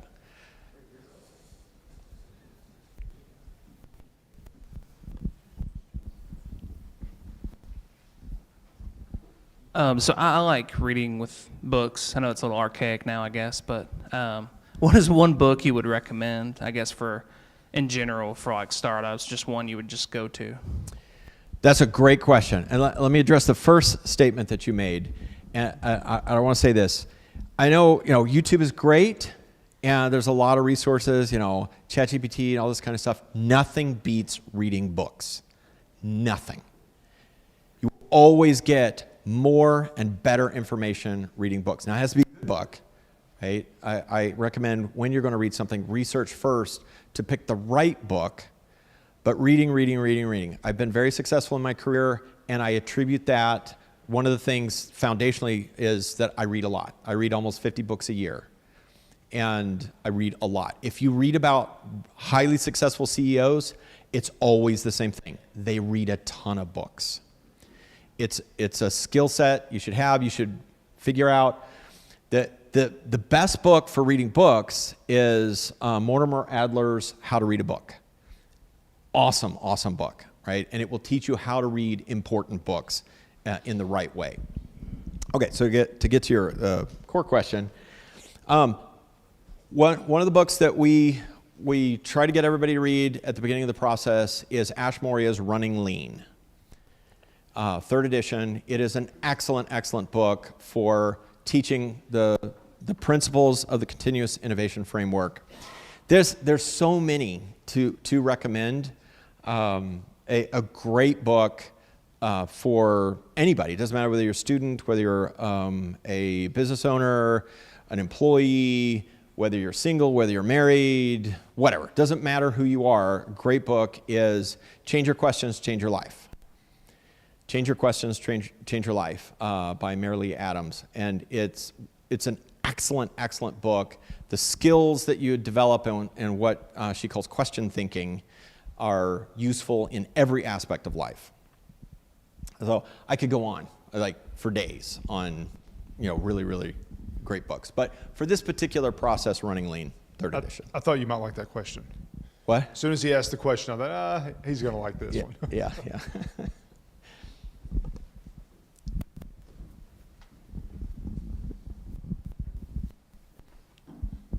I know you mentioned you had a few successful businesses and failing businesses. Is there any specific ones, or not even, you don't even have to name them, but is there any specific ones that you think that failed for a specific reason, or were even successful for a specific reason, or any advice you could give to us of ones that like those?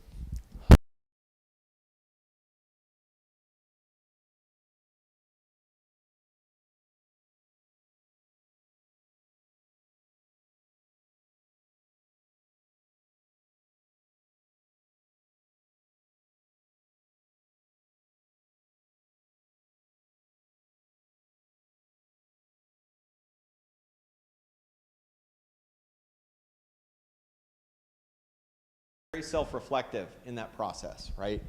And honest with yourself, brutally honest with yourself. My dad has a saying. He was very, very successful in business, and one of his sayings is, it's one thing to lie to other people, right? And you may need to do that sometimes under various circumstances, but never ever lie to yourself. But we do it all the time, right? We fool ourselves all the time. And that's the trouble in that process of evaluating your mistakes, is being really honest with yourself, because most of the time we want to blame other people for our failures, right? And I remember one time I worked for SBC, which is, they bought AT&T, and now they use AT&T's name. And I got into this situation where I had been transitioning from one job to another, and in the midst of, and I inadvertently pissed off my new boss. And I didn't really understand why. I kind of understood what the thing was, but I was blaming him for that. And then I still had this old boss. I was a team lead, and I had about 10 guys that I was the team lead for. And I had this one guy that was on contract. He had come on contract. It was a 90-day sort of test contract that we typically did. And it was towards the end of that period, and my boss brought me in, and she said, so what do you think about Steve? Should we bring Steve on board? And I said, oh, hell no. Like, the guy is abrasive. I've caught him cussing out users, stuff like that. We should definitely let his contract expire. She's like, oh, okay. I didn't know they were drinking buddies, right? And so, on the one hand, I'm blaming him. It took me a while to even figure out that that's what happened, because suddenly she was giving me the cold shoulder, and now I'm caught in between these two situations, right? So I got mad, and I started looking around for another job, that kind of thing. And I decided at some point the grass was probably not greener, and I just decided, you know what? I'm just going to focus on doing a really, really great job. And it worked out. I did really, really well after that. But I kind of got honest with myself in that what went wrong, right? I didn't really understand in either case what it was that they wanted. Melanie, my old boss, she just wanted me to say yes, right? She didn't really care what the answer was. She didn't care what the reasons were for any of the answers, right? She just wanted me to say yes. And I didn't know that. So one of the things that I learned from that is we always make assumptions, and we always want to blame other people. We need to be honest with ourselves, and we need to really get to the place where we understand the motives and what's behind other people's statements, questions, things like that. And I would say that, more than anything, probably anything else, is why I recommend Mary Lee Adams' book, determines your success or failure. All right, with that, before the power goes out again, first of all, John, thank you for sharing. He has a wealth of information.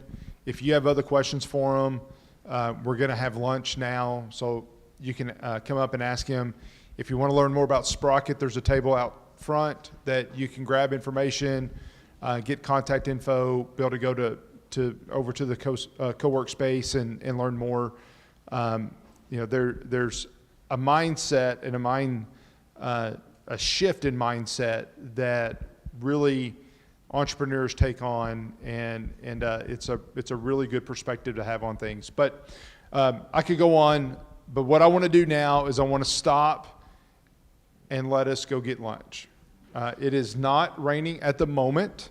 Our lunches are outside in the big truck, the big Cent. So we can head out there. I don't know if the drinks are out there or if the drinks are in here, but they'll direct you.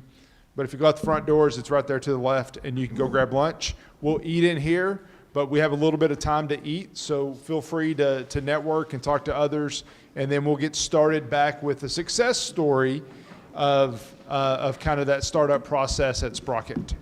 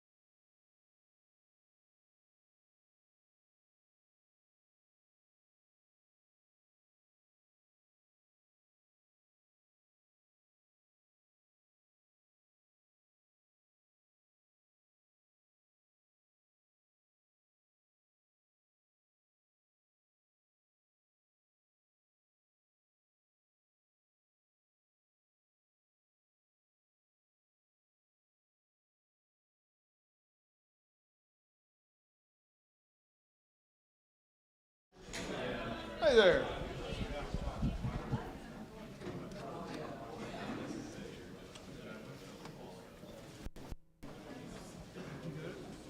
That one?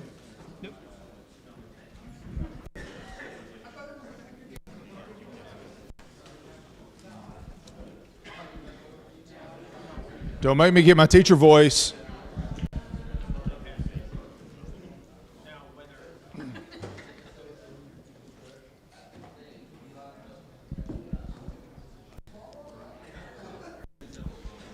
All right, so for those that attended, where's the other one? Yeah. For those that attended Security Matters last spring, Data Rovers was the winner of our entrepreneurship award. And it's a fantastic company, really interesting company, and one that has an interesting story and very applicable to what we just heard from with John. So I asked, I'm going to mess it up, Papazai? Papazai.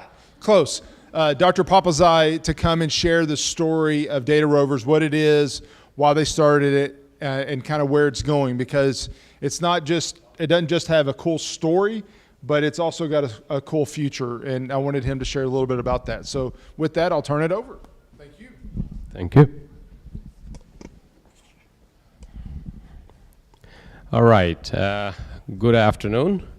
So we just heard from John just a little bit ago. So we were one of the companies that joined Sprocket last year, and in my talk you will hear references about Sprocket quite a bit. All right, so before we start, I would like you to take away two things from the talk today. First thing is healthcare being a field where IT will be needed a lot more. So I remember John did a survey, not very many hands went up when he asked like how many of you are gonna be thinking about your own company. So I assume that the rest of you are thinking probably having a job. So healthcare sector and how it is changing in the recent years, I just want you to keep that perspective in mind. Okay, and while we all talk about it, I'm a physician by background, and I'm an oncologist. I worked for 12 years, and you must be thinking like, why I am doing that? I have a great job, loved my work, but there's always a time you get bored. Doesn't matter how good a job you guys will get, you will always be looking for more challenges. And new business or your own business startup ideas is going to be even growing in trend for all the newcomers. So for everybody, you will have that inspiration moment. So I put that picture up here. Probably most of you probably didn't even use Windows 10, or probably you did. So this used to be the login screen. I am just using it as an example. That was an inspiration moment. Sitting in my computer, so the login screen background would change every day or every few minutes. So that was Bixby Bridge come up, and I saw that like, my dad was a civil engineer, and I loved going to bridges with him, and he would show me like, saw that picture, what a cool bridge. So it's like, I want to be there. We'll come to that later. All right, so let's get started. Okay, so a lot of us, we are familiar with healthcare. When I view healthcare, I view it as two different sides. So most of us, what we have experienced, we have been to hospitals, we have been to the doctors, we see this side. You go to a doctor, doctor sees you, you go to the ER, seen by physician, he'll treat you, do some tests, send you home, and then what happens after that? Then the whole process starts from there, billing the insurances and getting all those reimbursements back from the insurances, which is on the other side. Interestingly, I went through 4 or 5 years of med school, plus 7 years of training. Never, ever taught anything about that side. We know nothing. There is a divide between the two. And that's how it all starts. I started clinical practice, and they would kind of like, hey, you treated this patient so and so. We never got paid for it. They said like it wasn't medically necessary. So it was denied. I was like, what? This is FDA approved, and I was like, everything, all the conditions are met. Oh, they haven't been paying for it for the last 2 years. That's what sparked it. So that's what we started on the journey. Okay, these are denials. Why are these denials? So we'll look at it a little bit more. So the bottom line is that there is a disconnect. Oh, there is a cursor somewhere. So there is a disconnect between the two sides. There are complex standards, X12, HCPCS coding, ICD-10 coding, blah, blah, blah. And remember, like whenever you go to the hospital, you look at your chart, it's free text. It's free text. And we'll see how these things connect. All right. So in healthcare, what we do on our side as a physician, we see a patient and we just document. A standard hospital visit, 134 pages of documentation. This is an average. Longer, complicated admissions have about 500 plus pages of documents. Free text. Everything is in free text. And when we bill for those, what do we have to bring it down to? A 3-digit or a 5-digit code.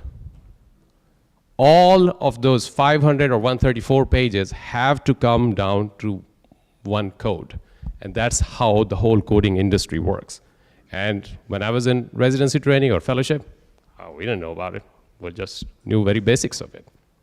So there is a whole parallel industry that sits on it. What all they do is they take the documentation, convert it into those codes. That's it. There are about 500,000 plus people that work on it. There were not enough in America, so they had to, hospital had no option but to ship that all overseas. About 30-40% of those coders are offshore because there were just not enough in the United States. All right, let's see. So when we picked up on this problem, so I'll give you a story. So it was very early. I conceived this idea about 6 years ago. So we are a new company. I said, okay, let me pitch this. We need some people who can work with us. And I pitched this idea. It was a consultant firm, and I talked to them, and I said, hey, we just this, we want to work on this, and blah, blah, blah. And he talked to me 30 minutes, he listened to me, and he said, Doc, I think you should do, it's not possible what you're telling me. You should just do what you do best. Go see patients. I was like, and as a physician, we have a lot of ego. We have big egos, and those egos are like, ding, all righty. Things are not looking good for me. All right. So what we picked up then actually wasn't in the limelight then. It was just from the own observation. And it was just few cases that came. That was my inspiration point on this. This problem needs to be fixed. And if you remember from John's talk, he said one thing. Focus on a problem, not your solution. Focus on a problem. And I'll just take that, John's word or sentence, through the talk. All right, let's see. So lately, they started publishing it. All right. KFF study 2023, 19% in-network denials, meaning that every 100 patient a hospital treats, 19 of those claims will never get paid. The industry started to wake up on it. And on top of that, the process of trying to get those dollars back, $19.7 billion estimated. So it was so laborious. Insurance companies made it so difficult for the hospitals to claim those back. And healthcare is a very narrow margin industry. When they had to fight those claims, denied claims, they found out they had no manpower. There were no people in the industry to fill that gap, to do that. All right, so we're gonna move ahead. So we were not the first one to try to solve these RCM problems. 3 years we worked with AI and machine learning to solve that problem. And the problem with machine learning, traditional AI, was that it just can work with structured data. And there is only so much you can do. 3 years, we've struggled. We didn't get good answers. And we were about to die. But there was a limitation. The problem was that 134 pages that we had, the problem was transcribing them into that 3-digit or 5-digit code. The problem was there. And machine learning had nothing to do with those. NLP methods were there, but so the technology wasn't really there. So that brings us to an example I just wanted to highlight here. Olive AI. That was an RCM. RCM is a term for revenue cycle management in healthcare. The segment of healthcare that deals with the reimbursements. All right. So let's see what we're doing. 2012, they were founded. They work with traditional RPAs and traditional machine learning. 11 years they were in existence. Nothing fruitful come out of that 11 years. Just look at that, how much funding they have raised. I could not believe that number. It's like $830+ million that company raised, everything went to waste. And that ruined it for everybody else then. The VC firms and everybody, they became very skeptical of those non-revenue generating business models. So now, previously, when the funding had to be for, we go through stages like seed stage, Series A, Series B, Series C. For seed stage funding, now they want revenue to produce revenue before they give you money for seed stage. And Series A used to be 80% non-revenue producing. Now it's 90+% revenue producing. That's Series A. That's a different topic. So what was there? You got to be at the right time for the right solution. And the problem was the bridge that had to be built there was some technology that could process that unstructured data that sits in the healthcare.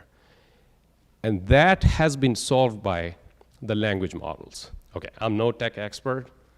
My tech expertise go as far back as having AI to put that PowerPoint for me, which did it like 30 minutes. I'm a fan of Gamma app, so that's what it is. But large language models, they have solved that biggest healthcare problem. So that is opening up industry and separate entity within healthcare. And that's going to be a career opportunity for many of you here. All right, so let's see. Then another biggest thing that has happened in the last decade is the EHRs. So do you remember how doctors' offices used to keep records previously? Anybody? Before EHRs? Paper files. They're charts, disgusting charts. And Olive AI had to work with OCR, all those clinical documentation that used to be in those Rs. So at least with the EHRs, although they are just glorified file cabinets, just glorified file cabinets in which all that unstructured data sits there and they push us, the administration pushes physicians, hey, you got to put it in codes, appropriate code. I mean, who has time for it? Nobody has time for it. That's very laborious. But at least that has set the stage. The whole country now has moved into EHRs. At least you don't have to OCR anything. That data that sits there can be processed, and the technology for that is here. All right, let's see. What's the next one? So, very famous saying, real life consists of bluffing, little tactics of deception, asking yourself, what is that man going to think I mean to do? John Newman, he worked a lot on poker. So somebody said, if you want to teach AI, teach them not to play chess. You need to teach AI how to play poker. Because poker, you work with imperfect information. That is what differentiates real world situations from something perfect information like chess. Game of probabilities. And what you're going to do next. Poker is totally different thing. Real life is more like poker. That's what we see healthcare as. It's a game of poker between insurance companies and providers. So this was a New York Times article, January of 2022, that was published, that AI has mastered game of poker. And that's what it is. Oh, then that's just a reference I put there. I don't know many of you remember this album. Mr. Welcome to the Real World, Broken Wings. I think it's time for the AI to take Broken Wings to the next level. And the time is now. All right, let's see.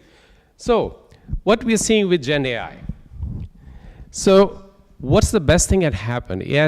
Gen AI has the capability of taking all that 134 pages of unstructured information that previously was read by a person who transcribed it into a 3-digit code.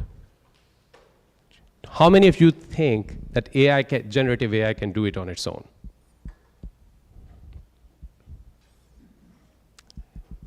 It's just what it is able to do very well. Akasa, that's another startup from San Francisco. They have raised about $137 million, and they're working on it. Also, they started from traditional machine learning. Their first seed funding, like 20 million or something, that was about all AI based on it. Now, you go on their website, there is no mention of machine learning AI on it. Everything is about Gen AI. Medical community, healthcare has pretty much given up on AI. It wasn't enough to do anything for us. So, and the problem is those 134 pages of document and the complicated thing. And the other thing we're going to talk a little bit about, the AI agents over traditional RPA processes. Okay, so this is what we started from. So when John talked about, and he said something that when you build something, you need to find out if there is a customer for it. So we started working on it. Our problem that we focused on was denials. How do we focus on denials? So we came up with machine learning models, and we trained the models, and we worked on them. We got the data from healthcare system. It was about 10 million plus claims. And we filtered it, and so that was something. So I worked for the healthcare system, so I got the data from them, and I did it. And for my own oncology department, I showed him like, hey, Warren, we're losing $330K per quarter just because of prior auth failures. Just because of prior auth failures. We need to stop it. I know myself, I know my guys, we do not do anything like cowboy medicine. We go standard of care medicine, all of us. And he said, like, I don't have people to work with it. Why? Papa's like, why don't you take it up? He gave me a committee. I ended up working extra. They gave me a committee. Okay, you steer that committee and you lead it. We brought it down to 0. But when we went to market, people did not have workforce to be able to do it. The only buyers for that item was consultant companies like Gartner. They have their ways of consultancy. They were never going to buy it. We failed.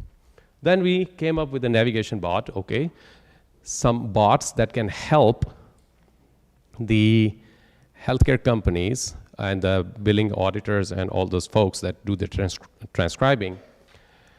We create a bot to help them navigate insurance policies. Okay, Cigna says this, United says this, Medicare says this. and it will tell you exactly. It was like, this is like too much work for us. We couldn't sell it either.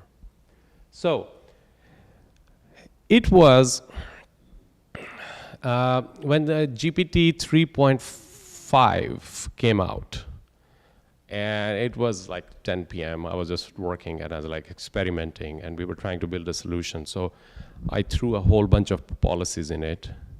I created some fake patient encounter notes to it, and I threw another reference document to it, and I asked it, hey, this insurance claim was denied. Create me a denial appeal letter that I can send to insurance company. Boom. It did that. So like, what the? We have been working for something to come up with this. It can do it like this. So that's what changed it. We were dead. We were dead. Before Gen AI came out, there was no way we were going to make it. So then we shifted gears. Okay, we have to evolve how to do it, bring it close. All right. So we're going to come to agents later on. So that's what we did. So we created off-the-shelf LLM. We did not train any specific LLMs. We were working on small language models to train them for a specific task, but this is just generic LLM. They are so powerful. So we created RAG applications around insurance policy documents, medical society guidelines, provider documentation, FDA approvals. We built a mechanism how to keep them very relevant information. Just give them very specific, very relevant information to an LLM and ask it to do specific tasks. Boom, it does it. It does it. Our initial survey results, like the denial process, was 66% improvement in staff productivity before any RPA or EHR integrations go in. This technology is leading to a whole new era where medical field is going to change. And how it's going to change it, we'll see it here. All right. How are we doing in time? We can spend as much time on this one as we can. All right. So how much you think current IT spend by healthcare systems are? What percentage? Anybody has an idea?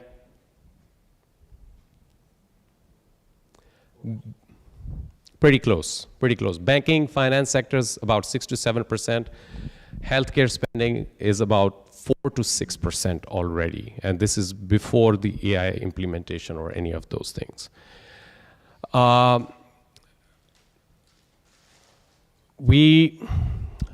Just as a reference, what's the one thing that comes to like, who makes up the majority of healthcare sector?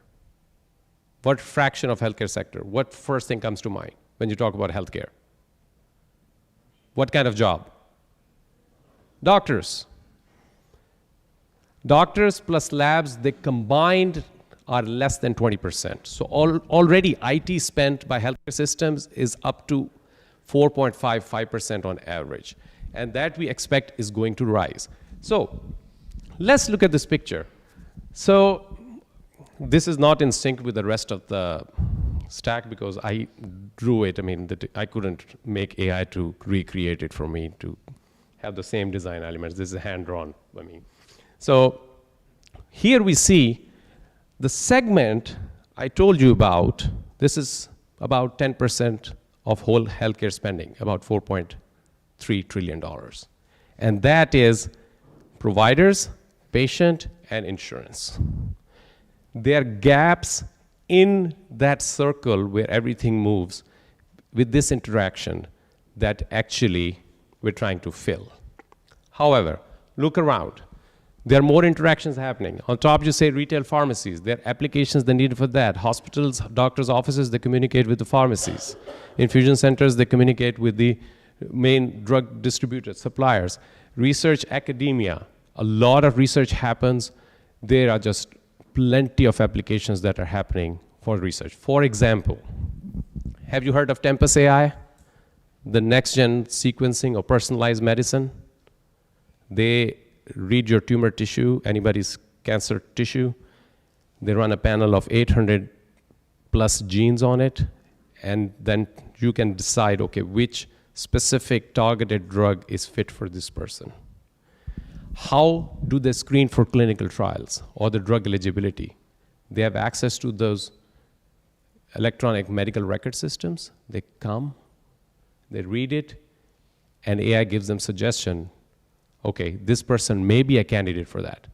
This specific thing used to be done by people. All of that will be replaced by AI. Tempus actually raised a big funding for just because of the AI label, that was it. So research already is changing. So as an example, we think that it's going to shrink time significantly. From the development of a drug, of a breakthrough technology to development of a drug to coming to market, for example, 1984 was the Nobel Prize for monoclonal antibody.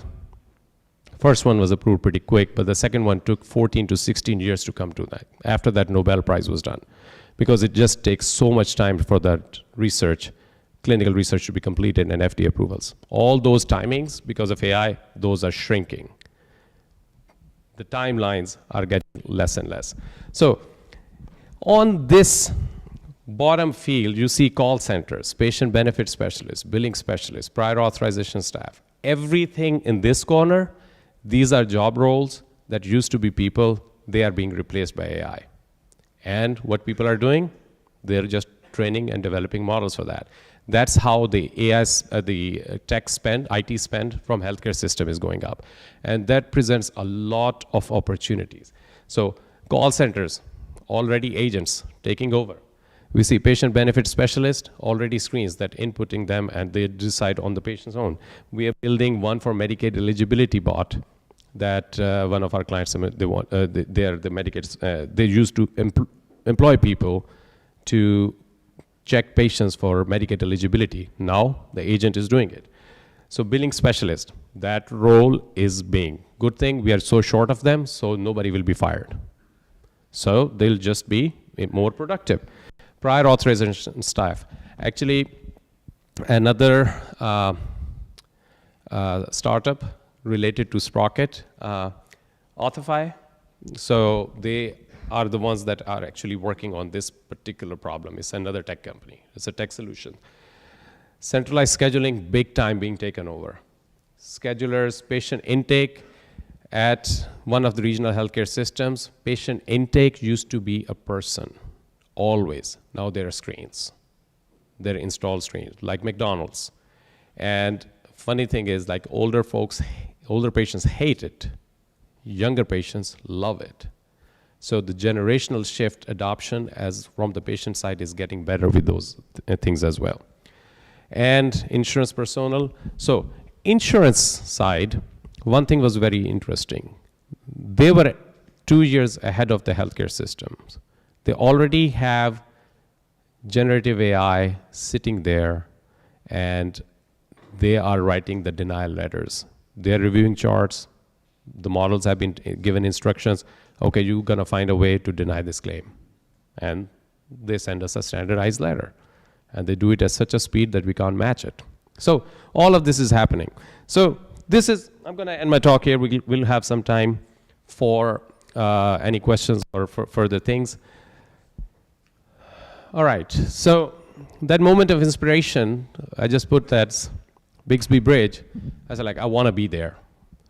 And it was so easy, like, okay, I booked a flight, got on it, I made it to Bixby Bridge. It was 10 days later, I was there. I took a picture, this is that. So this is our QR code for our website. So we have occasionally internship postings there. So scan it, follow us, and stay in touch, see what's coming. Thank you, and I'll take questions. Thank you.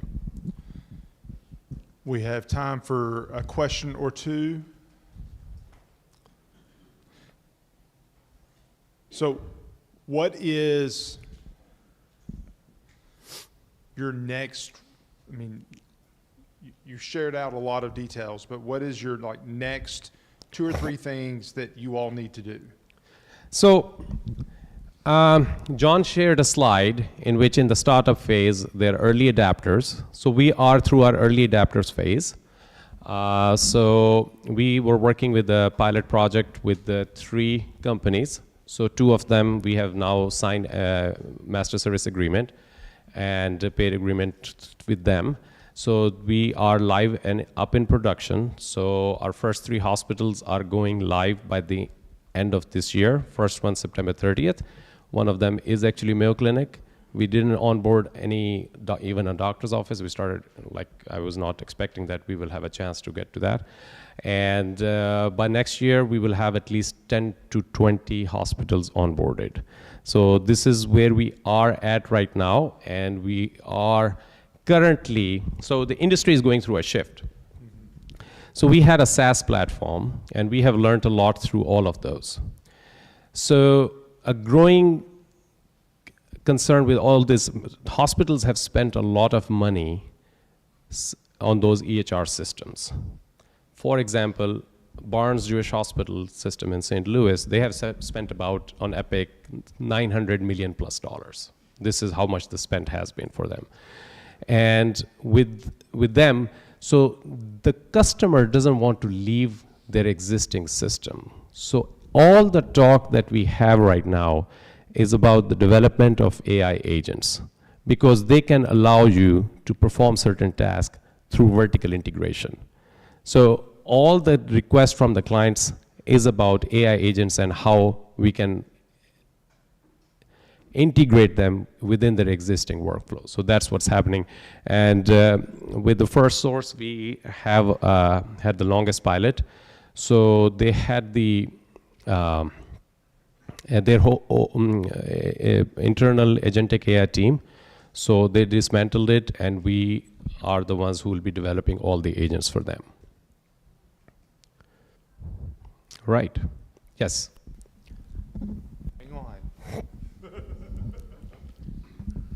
So we know the healthcare industry is heavily regulated with HIPAA and everything else. Are you with AI models? I can imagine that can get very complicated quickly, especially if you're, I guess you partner with Mayo Clinic, ingest or, go through all of those different records. How are you? I can't imagine HIPAA's up to date on AI yet. So we were HIPAA certified. There's no certification. There's just HIPAA compliance. And there are additional certifications, like we're going through SOC 2 certification right now. That's the least bit that will be needed. But if you look at the previous, so at HFMA 2023, they did a survey among all the C-suite people. That's one of the main healthcare finance conference. The openness to AI in their healthcare was only 40%. Rest were all thinking about it. Last year's survey, it was already between 70 to 80%. So they are willing to spend that. So they're willing to spend that, and they're willing to take that risk. There is a growing, so all the talks, if you go to a healthcare conference right now, is how to regulate, and governance of AI programs is the hottest topic right now in the field. So it's hard to convince somebody who doesn't understand how does it work, because they're like, no, they're going to take my data. But keep one thing in mind. A lot of these hospitals have been sending those claims to offshore teams. Already they have taken that leap of faith. With the AI and everything, the primary requirement that we get from them, our data will never leave US mainlands, which is easy. And all the security standards, I don't know. I mean, my tech teams, they do it. And they tell me, we're going to do this. I say, all right. So that's how it is. But the industry is to the point that they are very open to this. Because, as I said, you can't take a glass of water without it. Good question.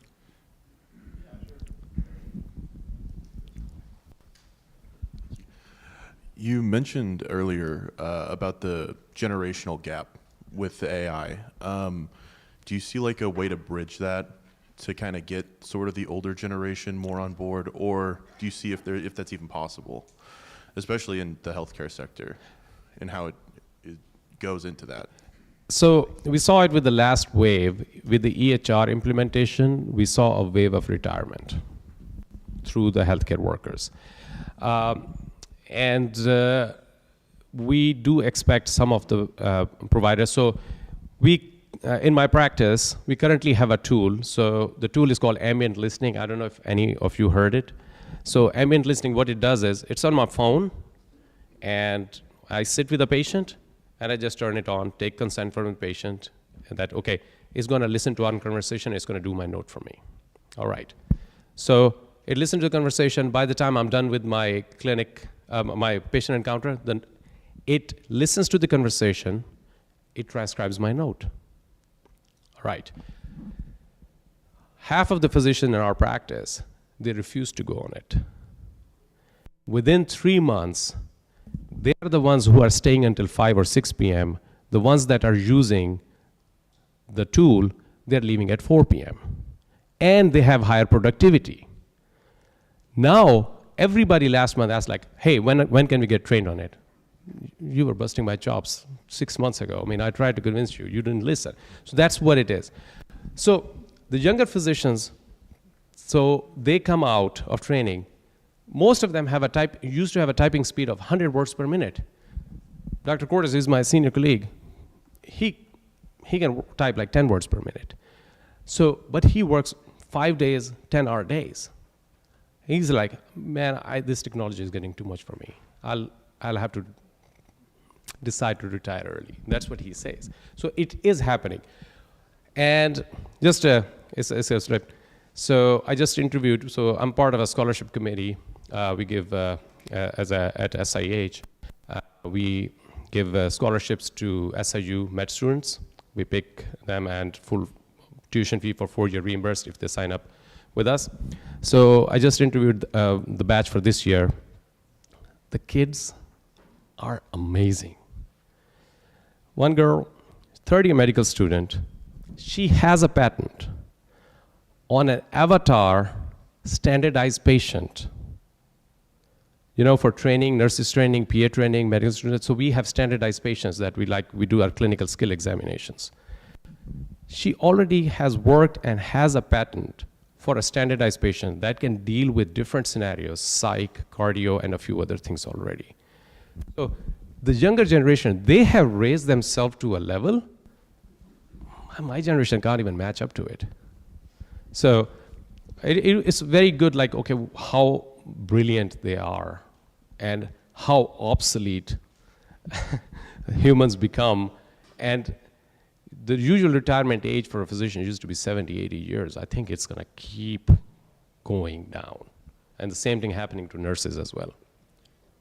It's fun. I actually, anecdotally, have talked to a few doctors that charting actually may keep them around longer because that's the part of their job they hate the most. Yep. Well, that was what I was going to ask about it. You mentioned that a challenge was unstructured data, which I think is for the whole IT field, like when you try to handle data and bring it into these systems. So, as he had mentioned, handwriting analysis can be fairly simple for most of us. Anybody that's had a prescription written, handwriting from a doctor, you know, it's an art form. So how do you check to make sure that when you're ingesting that unstructured data that you're catching very critical medical things that are not just thrown out or ignored or whatever? So at this point, I think it's almost none of the practices are left that are doing anything handwritten, including prescriptions. I get penalized if I write a handwritten. My employer, they took our prescription pads away from us. They wanted us to prescribe 0 because this is one of the quality metrics Medicare was evaluating them from. So they by force have kicked us out of that. So by doing so, this is the moment. Now all of that unstructured data that you're talking about that we used to use OCR for those, now that is sitting there. So much of that hasn't been used for anything. The research opportunities on all that unstructured data, it is, I mean, if we start digging on it, we'll run out of resources. How likely? You will need to convert Kentucky State to a data warehouse and to power that. It's just amazing. Basically, you've got just a silo of data that's not structured, you know it's important, but it's just sitting there waiting for somebody to move it. Yes. Yes. So that has shrunk the time for the research as well. Because previously, when I did my research project in residency, when we used to go nursing home, pick up those charts, those big bundles, like go through each of them. Like one person would review 10 charts. How long AI is going to take it? 2 seconds. Yeah. All right. Well, I'm going to have to interrupt and stop you there. First of all, thank you very much for the time and sharing today.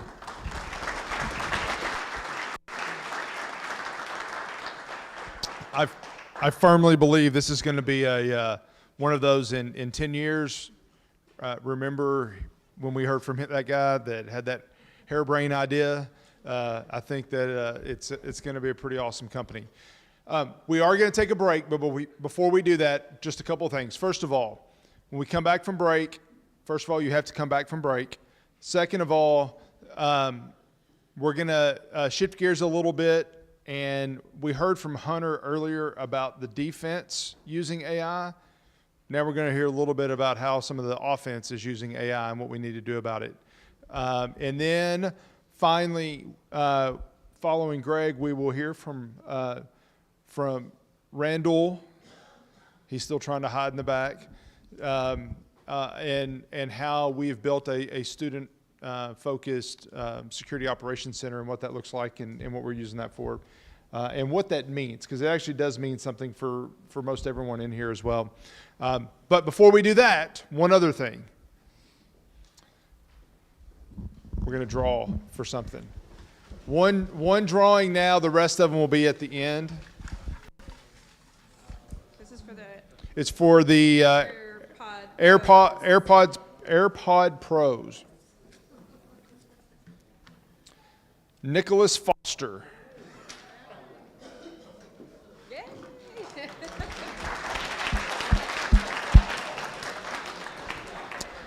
All right, so we have back in here at 1:30.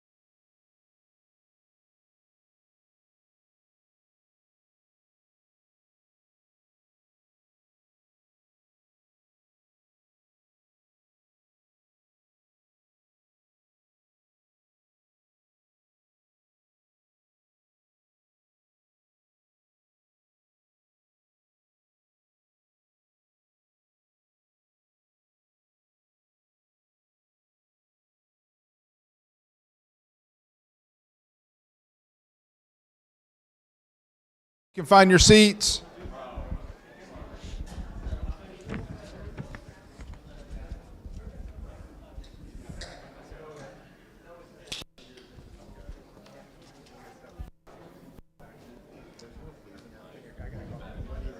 All right, well, let's go ahead and get started. So, I work with a number of the MSPs in the area on different things. One of those was the company that I'm pointing where he was sitting, where John Truitt and his brother started Kaleo. And every once in a while, Doug and I will catch each other at a volleyball game or on the phone or something, and we'll talk about some issue. He's like, man, we got to talk about this, or just do people know about this one or that one, or whatever it might be. So two things that happened. One was I had one of those phone calls with Doug, and something that they're seeing is something that's very interesting. Second part, and that's what this topic's going to be about. Second part is that there is a misunderstanding out there that an MSP does security. They may or may not do security. MSP is a managed service provider that is kind of your help desk or your IT department for an organization. That may or may not be security. Some MSPs say they do security, but it's not a focus. And this is not a sales pitch, but one of the things that Kaleo did is that they said, we can better focus on the general IT side if we focus on the IT side. And then for the security side, they started a new company called B9 Security. And there's a story behind it. I forget what the story is. I don't know. Yeah, I'll let you explain in just a second. Sure. But what Doug said, hey, can somebody from B9 talk about this? So I said, absolutely. So Doug connected me with Greg Sneed. Greg is the CTO for B9 Security. I don't know if Greg wanted to or got volunteered, but he was willing to come share with us about the tip of the spear of phishing with AI. So I'll let you talk about that, but you got to tell me B9 first because I forget what it was. Yeah, so the B9 came from the TV show Lost in Space. That's right. The robot that warns Will Robinson of danger does not have a name in the show, but it was a model B9 robot. So we wanted to have like kind of that theme of warning of danger. That's it. I knew there was a story and I couldn't remember it. But anyway, Greg, I'll let you take it over. Thank you. All right, very good. Well, I'm excited to be here. Was a little bit of a surprise to me, but also something I'm passionate about, IT and security. I've been in IT for about 15 years and just love it. This is what I do in my free time. I'm always tinkering and trying to learn more.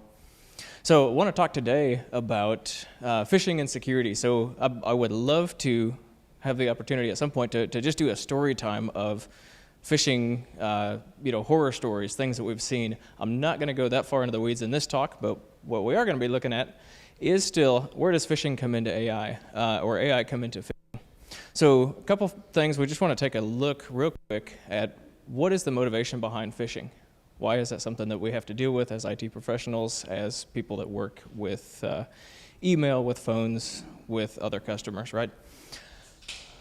We'll take a quick look through phishing versus spear phishing, and then how does AI kind of come in and where does AI fit into that arena? We'll go through a couple of brief real-world examples, and then where I want to spend most of our time is actually talking about defense. What do we do about this, right?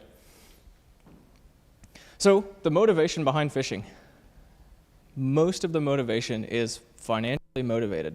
You have to think about with any organization that you're working with, or with your own data, if it's just your Facebook data, what is it that you're trying to protect? Is it intellectual property? If you're Coca-Cola, you're probably more concerned about the secret Coke recipe. For most organizations, the thing that you're trying to protect is your data. That's what customers want to try to, or what attackers want to try to exploit and want to try to either sell back to you by holding it for ransom, or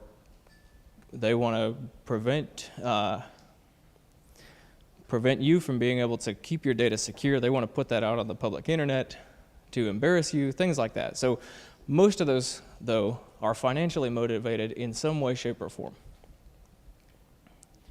Here's a report from HawksHunt that just shows a few different stats around phishing and attacks. So 2/3 of breaches, so this is not just being attacked, but this is a breach, contains a human element. So people play a huge part in the phishing arena. 80 to 90% of cyber attacks begin with phishing. That average cost, my first thought was, boy, that seems like a big number. I think there's a number of companies that probably don't have that as their annual operating budget, right? Especially if you're here for John's talk, you're hoping to hit that. But I think what that tells you is not that, well, I don't have to worry about it because I don't even have that much to lose. But what that tells you is that's not just a small company's problem. Phishing hurts little companies and big companies alike. And since AI's release, or ChatGPT's release in November of 22, there's been a pretty significant uptick in the amount of phishing emails that we've seen, and just phishing in general. So going back to the basics, where did phishing start? This is the email from the Nigerian prince, right? These worked because people trusted it, because they fell for the scam. Attackers got a little more sophisticated, started doing the generic, you forgot your password, you need to hurry up and reset it, send those emails out. They create that sense of urgency and abuse the trust that we as humans put into who we're communicating with. We think that that's a legitimate thing. Spear phishing, attackers realized, or maybe got tired of only catching small fish. And they realized if we spend a little bit of time, a little bit of effort looking at, we're going to go after this particular company, we're going to go after customers that have this type of equipment, whatever that may be, they're spending the time to go do a more targeted attack, trying to nail that big fish. All this should be pretty fundamental. So enter AI. AI is going to take those targeted attacks and allow attackers to run those at scale. If you think about where AI fits into phishing, think about where AI fits into anything. As you're writing your paper, is your professor looking at, did they write this with AI? Can you 100% attribute, yep, this one's AI and this one's not, I guarantee it? I would say the answer is no. You can make educated guesses. That's kind of where we are with phishing. It's difficult to say, phishing wrote this AI, or AI wrote this phishing campaign, but not this one. But I think fundamentally, AI comes into play at several different layers in the phishing campaigns. So it brings up the quality of attacks. Again, where you used to see the Nigerian prince email, it was pretty easy to pick out the poor grammar, the bad English, the typos, all those kinds of things.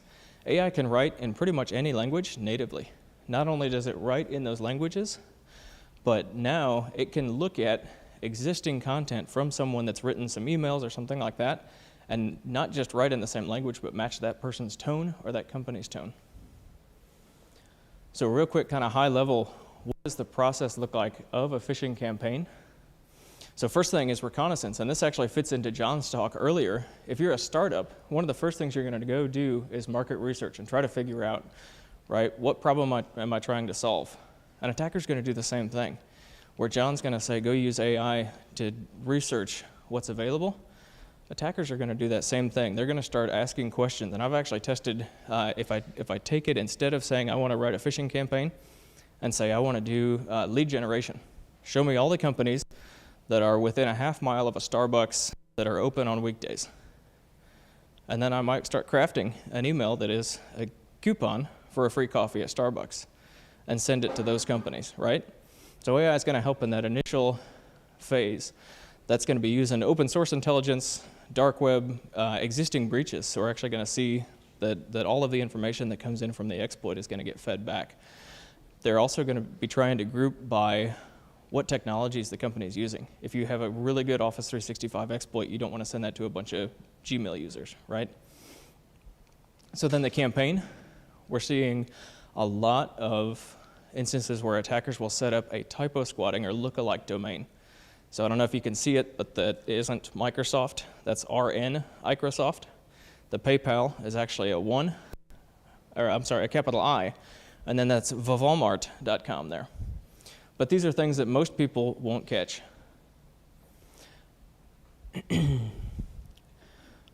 When attackers are crafting their emails or their attacks, they're able to use AI to generate, again, that company tone. If I go back a few slides, there was a fake login or a fake alert page from Facebook. If you actually go read through the content of that, it's not very convincing. I can look at that and say, you know what, the way this is worded just doesn't sound like how Facebook would speak. But AI can write in that same tone. Once the attackers get you to click on that link, get you to open the attachment, get you to fall for their hook, they're working to survive a password change. They're looking to have lateral movement. And the important thing to take away from this is it's not just you that might be the target. You might be the stepping stone. It's not just your high-level executive people or your most important finance people that need to know about security and phishing. It's the janitor, it's everybody in the team, because attackers will start with whoever they can get in the door. They'll establish that foothold, and then from there, they'll start hopping over to other systems. Attackers are going to take any data, so this is something that we see on a fairly regular basis. Attackers will get access to your email box. If that's Microsoft or G Suite, they'll pull in your email, your contacts, and your calendars, and they feed that into AI to start generating the next round of attacks. So if you think about, with access to your inbox, could you ask AI, look through my inbox, find all of the instances where someone has asked me for an attachment or a link, some kind of a resource, but I haven't sent it to them yet. Go ahead and generate the email template for that and attach this link, attach this file. So within just a few seconds, they're feeding that data right back in for the next round of attacks. So it's not uncommon to see somebody clicks on a link and within a few minutes, their inbox is being used to send out more emails. So putting all that together then, what was once a manual process is automated. It goes from a slow process to fast, inaccurate, bad English, poor tone. All of it now looks very real. This was a difficult process to put it all together. It's a lot easier. And AI, as we're seeing, is only improving. So what it is today, it's only going to get better. So Bruce Schneier is a famous cryptographer. He has a lot of really interesting quotes. If you're bored sometime, just go look up Bruce Schneier quotes. But attacks always get better, they never get worse. And that in IT is consistently something we run into. So a couple real-world examples. The first two here are things that were found in the news, newsworthy items. First one is a finance company that was a multinational company. One of the main finance employees gets pulled into a video conferencing call with the CFO. Now, it's a big company. He's never actually met the CFO, but he's seen him on the corporate website. He's seen him on the internet. He knows what the guy looks like. He's on this call, and the CFO explains the urgency of we need to hurry up and wire some money. The finance employee is thinking, I'm lined up for Employee of the Year here because I'm jumping on it. He came to me directly. Finance employee jumps on it, wires the money out, sends off $25 million, and it turns out the CFO was never actually on that call. That was a deep fake generated by AI based off of videos of the CFO in talks, and the employee was none the wiser. On a smaller scale, but still similar thing, a phishing instance, which is voice phishing. Employee in a UK energy firm got a very similar phone call from someone that they knew that said, hey, we need to wire money to the supplier, gave them all the details, the employee went through with it, and it turns out that that person received a fake voice call. There's some services now that you can go sign up for, and for $5 a month, you can start creating your own voice impersonations through AI. These items are the ones that we hear about in the news, which kind of by definition means that they don't happen as often. Now, it would be a lot more fun, I think, to just spend 30 minutes talking through these kinds of stories, because these are really fascinating. I enjoy, when there's tech write-ups. If you want to go look at one from a few years ago, look up @Matt Twitter, and you can see about someone that had the handle of @Matt, got his Twitter account stolen, and he happened to be a technical blogger, and so he went and wrote through this whole process. It's pretty interesting how the attack happened. Most of what we're going to deal with today is email-based or SMS-based and it's commonplace. So you don't hear about these in the news, but this is where we want to take a look here. When we're looking at these types of attacks, the fundamentals of what does IT security look like, what should that look like, comes into play. You know, if you're trying to protect from your CFO that's in a different country, and you're afraid you're going to be pulled into a video conferencing call, there's a lot of protections that we're assuming are already in place before you try to achieve that level of protection. So I want to talk through what is that fundamental. If you have ever played a sport, you know that there's a lot of stress put on establishing good fundamentals. Where do you put your feet? How do you use your hands, right? You can't begin to implement high-level AI security if you don't already have these types of security in place, because you're basically leaving your front door open and adding a whole bunch of security to your windows or to the back of the house, something like that.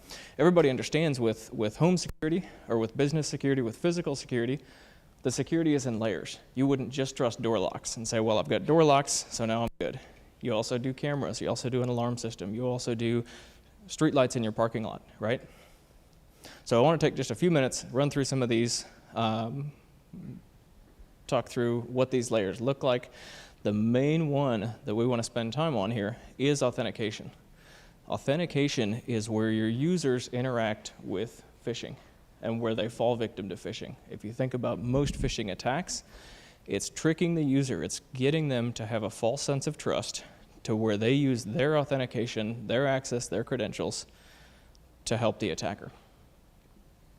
So a few things to be thinking about. This is by no means an exhaustive list, but some good fundamentals. Phishing resistant MFA. So hopefully everybody here knows what MFA is.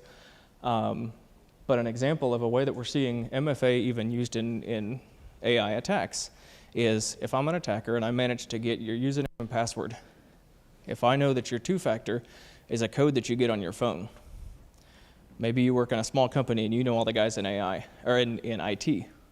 If I can mimic one of their voices and call you up and say, hey, this is Greg in IT, notice some suspicious activity on your account, but I need to verify that I'm actually talking to you. I want to make sure this isn't an AI spoof. So can you just read me the 6-digit code that I'm going to send you here in just a minute? Meanwhile, I go as the attacker over to the Office website, put in your username, your password, and hit, yep, send me the code. You get the code, read that off to me, and now you've helped me get into your account. Phishing-resistant MFA is something that you can't give to an attacker over a phone, even if you want to. So I have a YubiKey. This is a terrific protection against phishing. It's something I have to physically plug into my computer and tap the button in order to sign in. Would highly recommend taking a look into something like that. How many of you are using passkeys? All right, so we got a couple. Passkeys are a fundamentally different way of authenticating and really a fantastic protection against phishing. And we've got a whole bunch of things to go through. I'm going to speed up on most of the other ones. Again, authentication is the most important here. Passkeys, if you think about traditional username and passwords, when I'm authenticating to a website, I have to come up with my password and I have to share that password with them.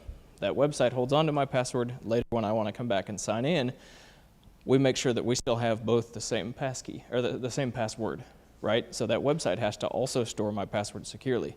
We see all these data breaches where passwords are let out because not my account was hacked, but because the website that I gave my credentials to was hacked. A passkey is more like a rubber stamp system where I can generate a unique stamp that's called a private key, and I can put my stamp on a piece of paper and send that, and the website that I give that to is able to verify that I stamped it because that stamp is truly unique. They're able to look at that and store that stamp. The next time I want to sign in, I stamp another piece of paper and send it to them, proving that I still have that private key, that stamp. So it provides security in that the website is no longer required to store something securely for me. It also, for each website that I go set up a passkey on, I generate a new stamp, which means if I go to that fake PayPal site, my phone or my computer, wherever I'm doing my passkeys, is going to say, I don't have a stamp for that one. Meanwhile, I'm thinking if I'm the user that's totally duped, well, wait a second, yeah, this is PayPal, this is Facebook, this is whatever site. But the passkey is actually going to protect me from that. Definitely something worth looking into. Conditional access, this is basically applying rules and conditions to how you can access your account. Microsoft has this, I believe Google has this, most identity providers do have some forms of conditional access. This is applying rules to when can you log in, where can you log in from, what device can you log in from. These things, and again, this goes back to security and layers. Don't just trust any one layer. Take all of these things and apply them in layers. Your IT team should be considering these things and implementing these layers. A password manager helps just in good password hygiene. If I'm using a password manager, I'm going to be less likely to reuse the same password. It's also going to associate each password with the account or with the website that password is for, so I can't use it to sign into the wrong site. Device trust kind of plays into that conditional access. Setting up a trust between your computer and the site that you're associating with, like Microsoft, you can no longer sign in. If you set it up with conditional access, you can no longer sign in from the hotel computer, but that means the attacker can't sign in from their computer. So these are all very powerful protections for your account. The goal here is, again, we're trying to protect the user from giving their credentials away in a phishing attack. They think they're being helpful, and really they're giving away the keys to the kingdom. So I think we're maybe running a little bit long. We're going to go pretty quickly through these. Device security, again, this is another layer here. First of all, you have to have backups, solid backups of your data, because in an AI or any kind of phishing attack, attackers are most often after your data. The most common way that they're exploiting that is ransomware. They're locking your data down, locking you out of it. If you have good backups that can't be encrypted, which you have to make sure, you can recover from a ransomware attack without having to pay that ransomware. Encryption is protecting your own data, even from internal attacks. That's something that also is, unfortunately, a growing trend, is attacks that tend to come from within organizations. There was a ransomware gang on X just a few months ago that posted, hey, are you fed up with your company? Reach out to us and we'll help you exploit your company and we'll give you a cut of what they pay in ransomware. So this is no longer just an external threat. So humans are always described as the weakest link in technology. Humans are the weakest link. We're the human firewall. There's two components to that. There's restricting what humans can do. So starting from the bottom up here, just-in-time access is restricting your team, your IT team even, to only having a limited set of permissions, except for when they need to perform a certain action. There's systems that allow them to elevate their rights, perform that action, and then drop back out of that elevated permissions group. From a training standpoint, there's been studies that show, everyone pushes, have you completed your security awareness training? There's studies that show that that's totally ineffective.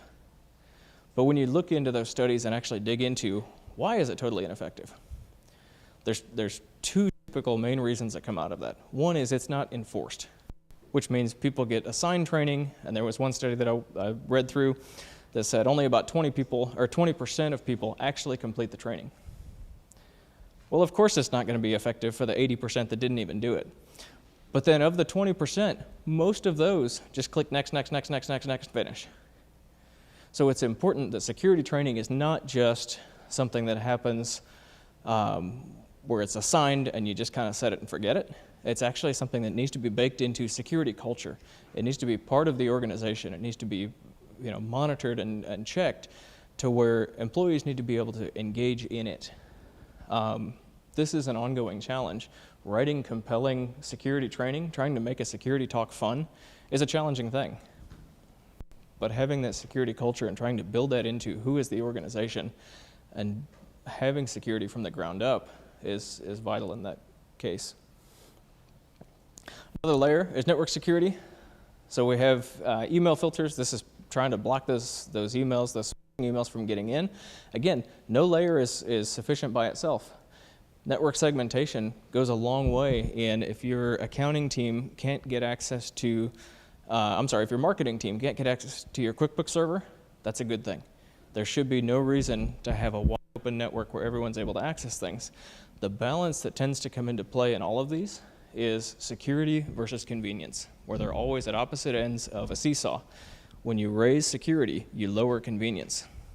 It's important to have that security, but again, it comes from that business side where the business has to be in agreement on security as a fundamental requirement, not a nice add-on. Last one that I've got on here is security monitoring. So this is something that I spend quite a bit of time doing, but is building out a SIM solution. You know, I'm really interested to see the next talk and see the solution that you guys have come up with there. But building out a SIM solution, what is that? The fundamental level is all of your appliances, all your networking equipment, all of your antivirus software, all of these devices generate logs. So this is taking all of those logs into one place. It's almost like the medical records. We're collecting all of that to where we can do something with it. So then it's trying to put together intelligence on top of that to say, now show me any place where my account used to sign in from 2 different countries within a 3-hour period.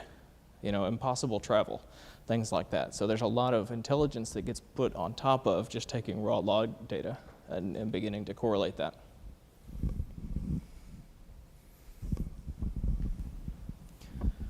So again, real quick, this security and layers slide, and then just a few key takeaways is in phishing, AI lowers the bar for phishing attacks. Those attacks are getting better. It's more and more difficult to have a user detect when they're looking at a phishing email versus a real request from that person in the other department that really does need their help. Security is a journey, not a destination. You're not ever going to get to the point that you say, yep, we're done with security, let's move on to the next thing. So you should assume breach, implement security in layers, and 2 of those big layers are strong authentication and a security culture with lots of training. Any questions? All right, we got time for 2 questions. So the security training, do you think it's a good return on investment when people are still clicking the phishing? And the reason I ask is I read some approaches are to just go ahead and let them click whatever, and you have something on the security side, like AnyRun, I guess it does a sandbox, and it traces all that with AI, so you don't have to worry about training them to click. With you saying the AI crafting these things, it's going to get harder for the end user to go, oh, do I need to click this or not? So they can forget their training, they get tricked, so they take that out of the picture. How do you feel about that? Yeah, maybe a broader answer to that is security is a cat and mouse game. Anytime security researchers or security engineers say, all right, we fixed this problem, then attackers say, all right, then we're going to step around it this way, right? Attackers are very creative, which means if you implement any particular security product and say, yep, I'm done, we've done it, we don't have to worry about that anymore, is the attackers are going to find a way to work around that. There's numerous examples of AI jailbreaking where AI is tricked. Even the AI that's watching for you is being tricked into allowing attackers through. All right, last question. Have you seen any AI-based attacks once the breach has been a success? Or is it just only being used for the phishing portion? Ooh, that's a good question. So I would say, again, it's difficult to attribute exactly which parts are AI and which parts aren't. Where I've seen, not so much firsthand, but read about and looked at things, is AI is being used a lot in finding 0 days, finding exploits. So they'll point it at, Microsoft releases their new patches for the month, and attackers will go point AI at that and say, develop an exploit for this patch that they just released. And then pretty quickly AI is putting those together. Well, thank you very much for sharing and coming, and we're going to run into our next presenter, but if y'all have questions for Greg, I'm sure he would be happy to answer off to the side. But again, thank you very much for coming in.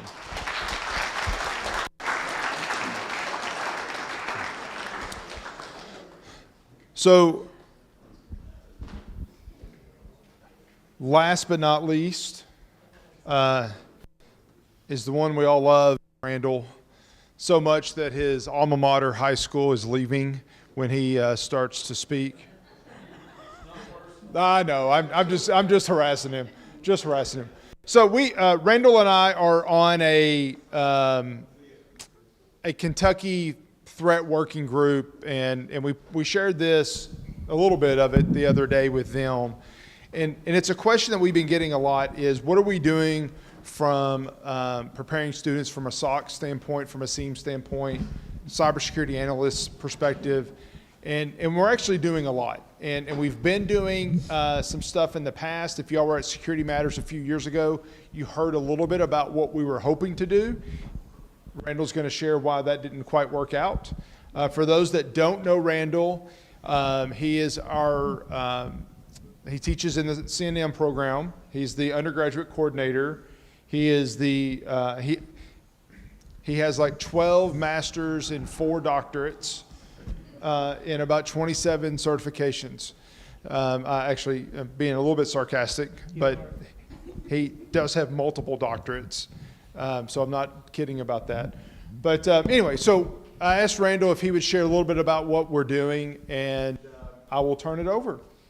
Sure. I will absolutely for now. All right, turn off the mic, please. All right, so like Michael said, I'm Randall. So I was in charge of helping start our Murray State Student SOC. So this journey actually started back when we started working on our CAE accreditation. We went to several CAE conferences, and one of the things we actually found out in the conference was about a program called Pisces. So like Michael said, we had Pisces come in at Security Matters back in like 2022 to talk about our new partnership, where we're actually going to be helping monitor networks for communities and local governments and whatnot. But originally we were not the first university. What? All right. Thank you. So originally we were not the first university in Kentucky to do the Pisces, but after they've tried for a few months and we're not doing great with it, they contacted us and said, hey, we saw that you filled out all the information about being interested in being part of the Pisces program. And they said, hey, could we start with you? Because basically DHS was going to fund our involvement with this program.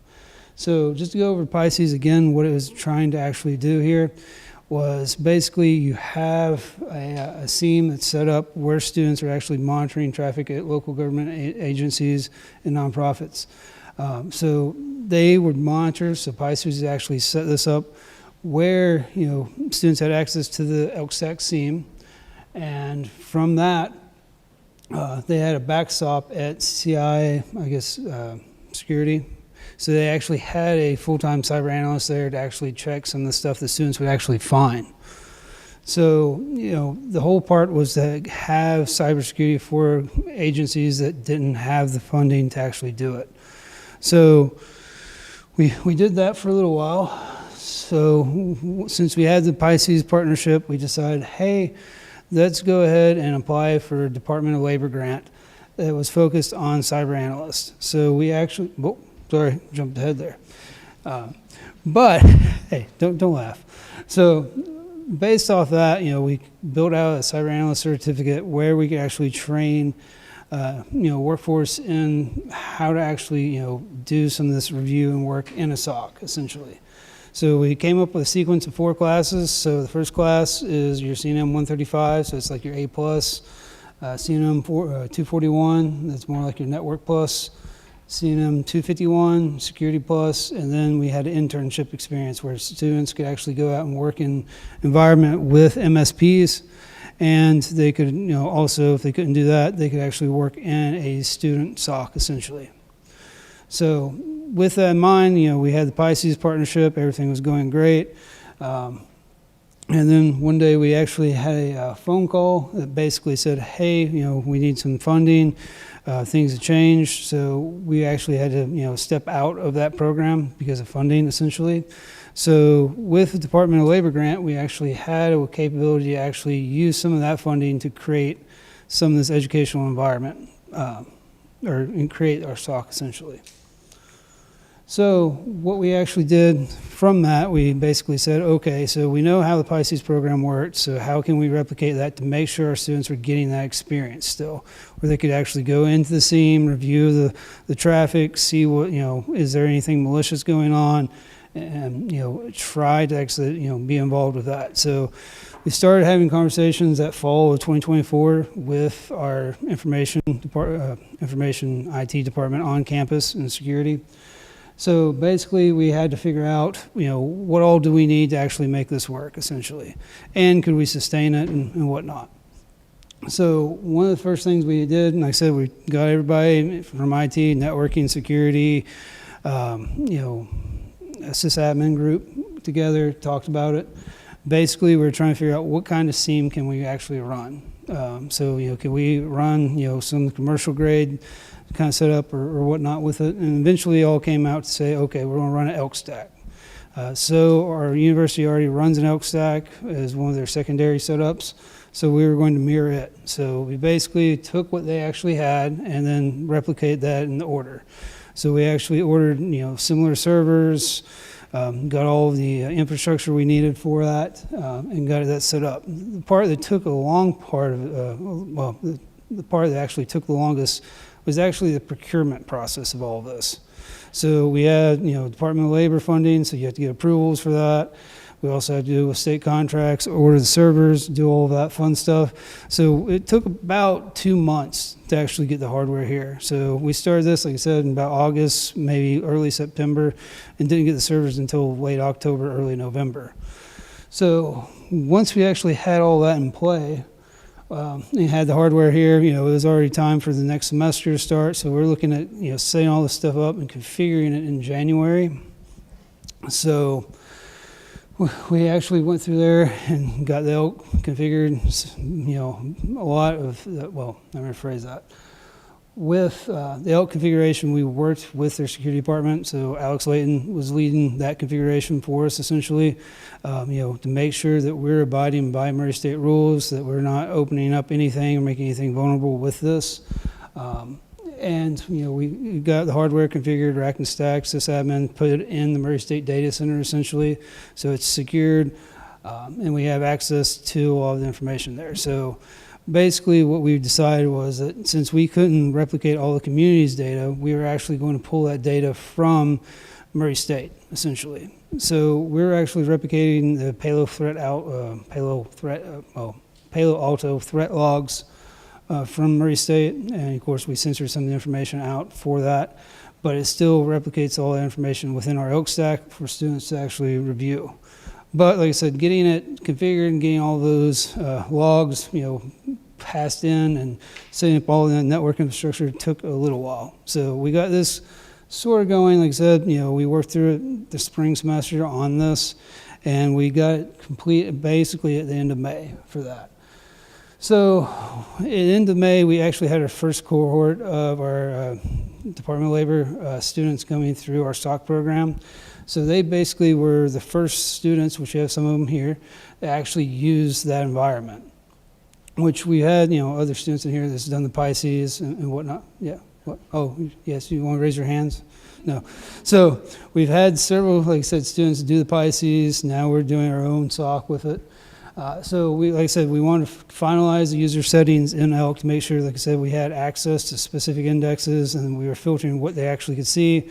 That way they weren't seeing too much. Like I said, since, it is our campus network, we want to make sure to keep things confidential and whatnot.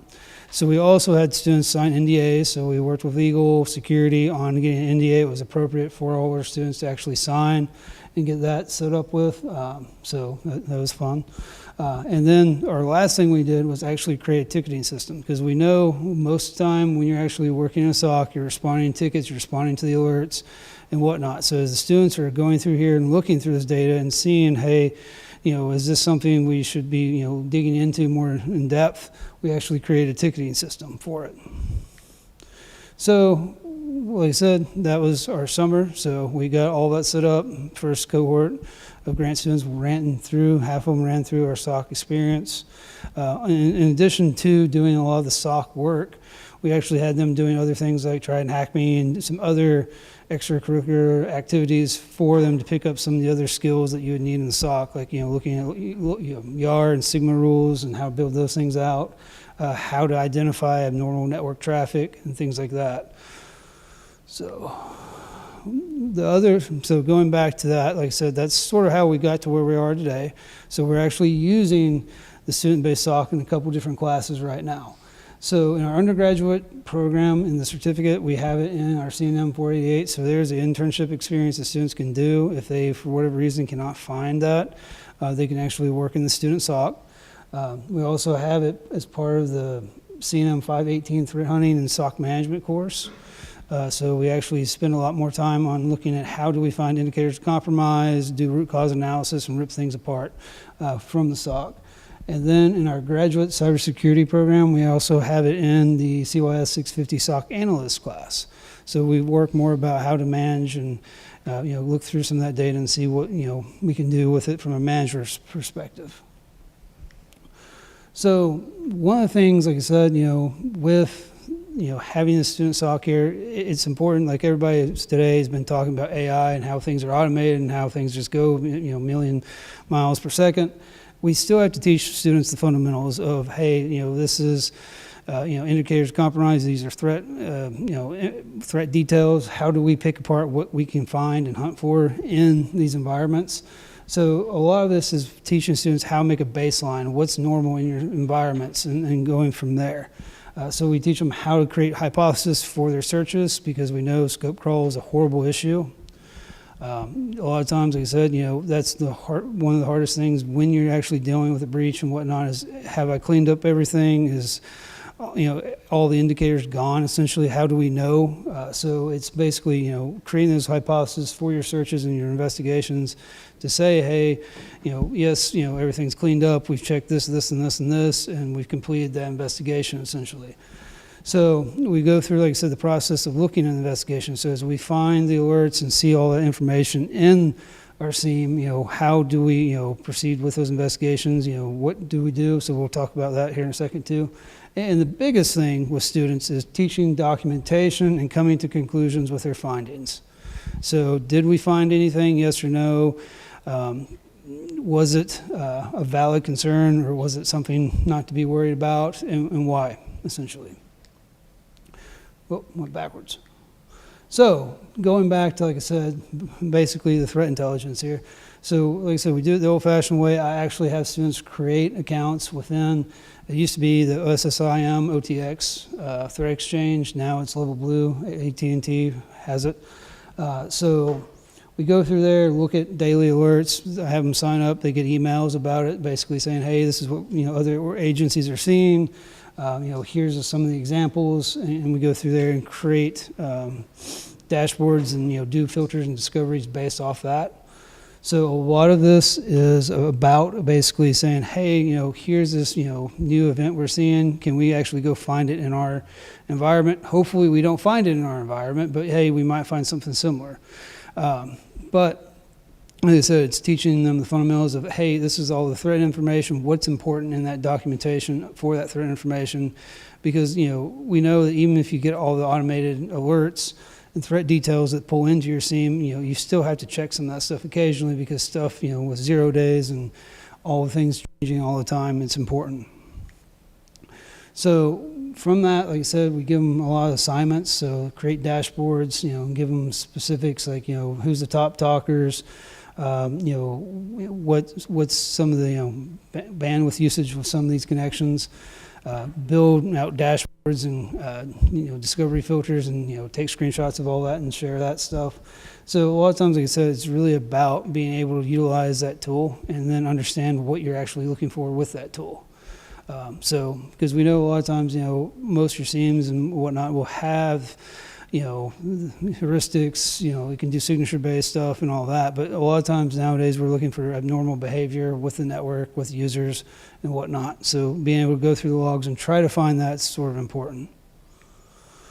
So the ticketing system. So going back to this, like I said, this is going back to the whole documentation thing with students. A lot of times, you can see this is a super high-tech ticketing system, a good old-fashioned Google form. So eventually we will integrate it in with Murray State's ticketing system. Like I said, we're just taking baby steps. This is still brand new. But like I said, for the purpose of not, flooding with our security team on campus with tickets, I'm acting as the backstop now. So as things come in, I look at it, validate it, see if it's a concern, go in there and check it in the SIEM when I can. But like I said, this is giving them a way to actually fill out the information. So, put their name, email, some basic stuff. What kind of incident are they seeing? What do they think it is? What does it flag as? And threat details and ELK.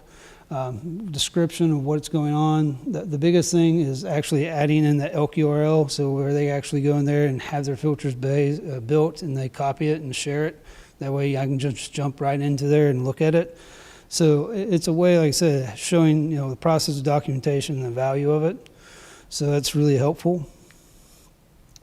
The other thing, the ELK environment, since we can control it, I can actually add multiple indexes into it.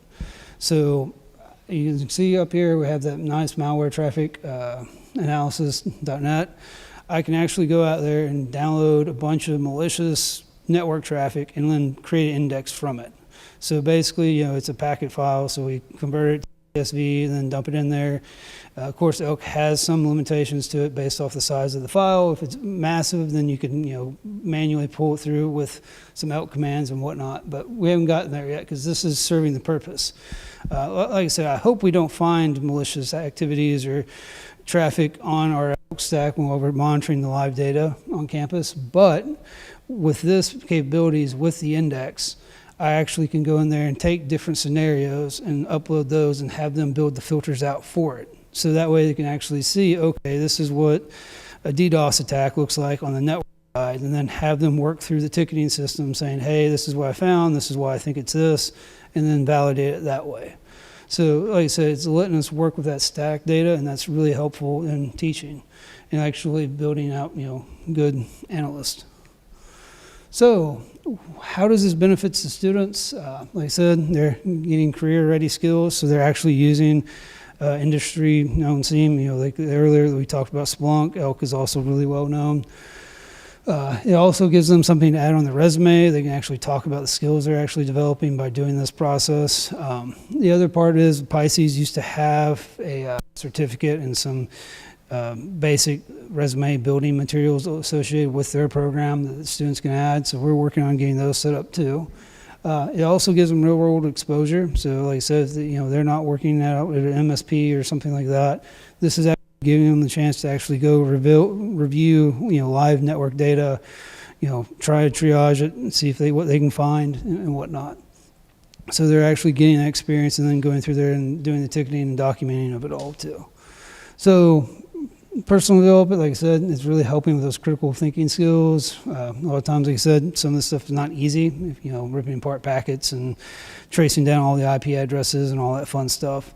But like I said, it's helping build that. I know that we're using AI tools and that's helpful, but it's there for them. It's also a big help for Murray State because now, instead of just having a few analysts, Murray State has several. So having multiple sets of eyes where we can double check things and help them look for security threats and vulnerabilities, that's pretty helpful. Like I said, having others review that traffic is good. Talent pipeline, like I said, if we have students working in the SOC, it's a good way for IS to come recruit essentially from our SOC essentially for them. Also community engagement, like I said, they're working with the universities to say, hey, this is what we're monitoring. Hopefully one day we'll get to actually expand and bring some other communities into our SOC to actually do that monitoring for them too. So, any questions? Yep.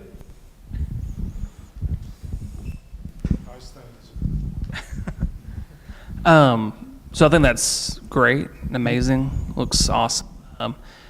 But one thing question I had was, is there any like home type of things you like would recommend, like for like, to build skills and something similar to build skills with?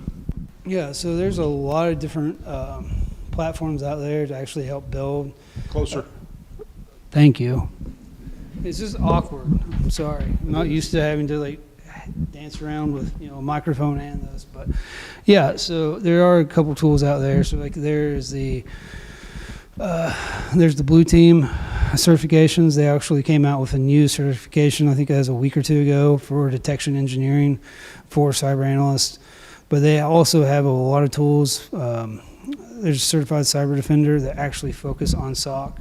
And Let's Defend's another good platform that actually go through a pathway to teach you all the elements you actually need to be for a cyber analyst, essentially. So there are lots of things out there for you to do this if you can't access a SOC. Good question. Other questions?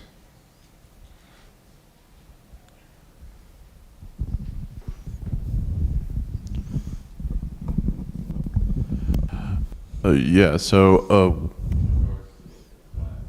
Yep. Didn't he kill it? yeah, I might have turned it off on accident. It's okay. Oh, testing. Okay. In regards to the class, is it set up like a class where it's just one semester and then they go through it and don't go again? Yeah, so one of the things we're doing, like I said, we have it in 518 for the undergraduate and then 650. We're experimenting with allowing students to take this as like the 488, or they can do it maybe as independent study. It just really depends. So. And I'll come back to that question here in just a minute as well. Yeah, don't worry, he has a trap for you. So, all right, more questions?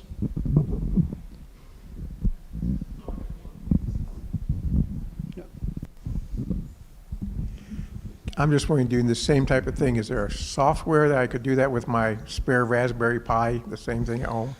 Yeah, so you could probably set up an OakStack on your Raspberry Pi and then monitor your own home network essentially with it too, and do some of this analysis.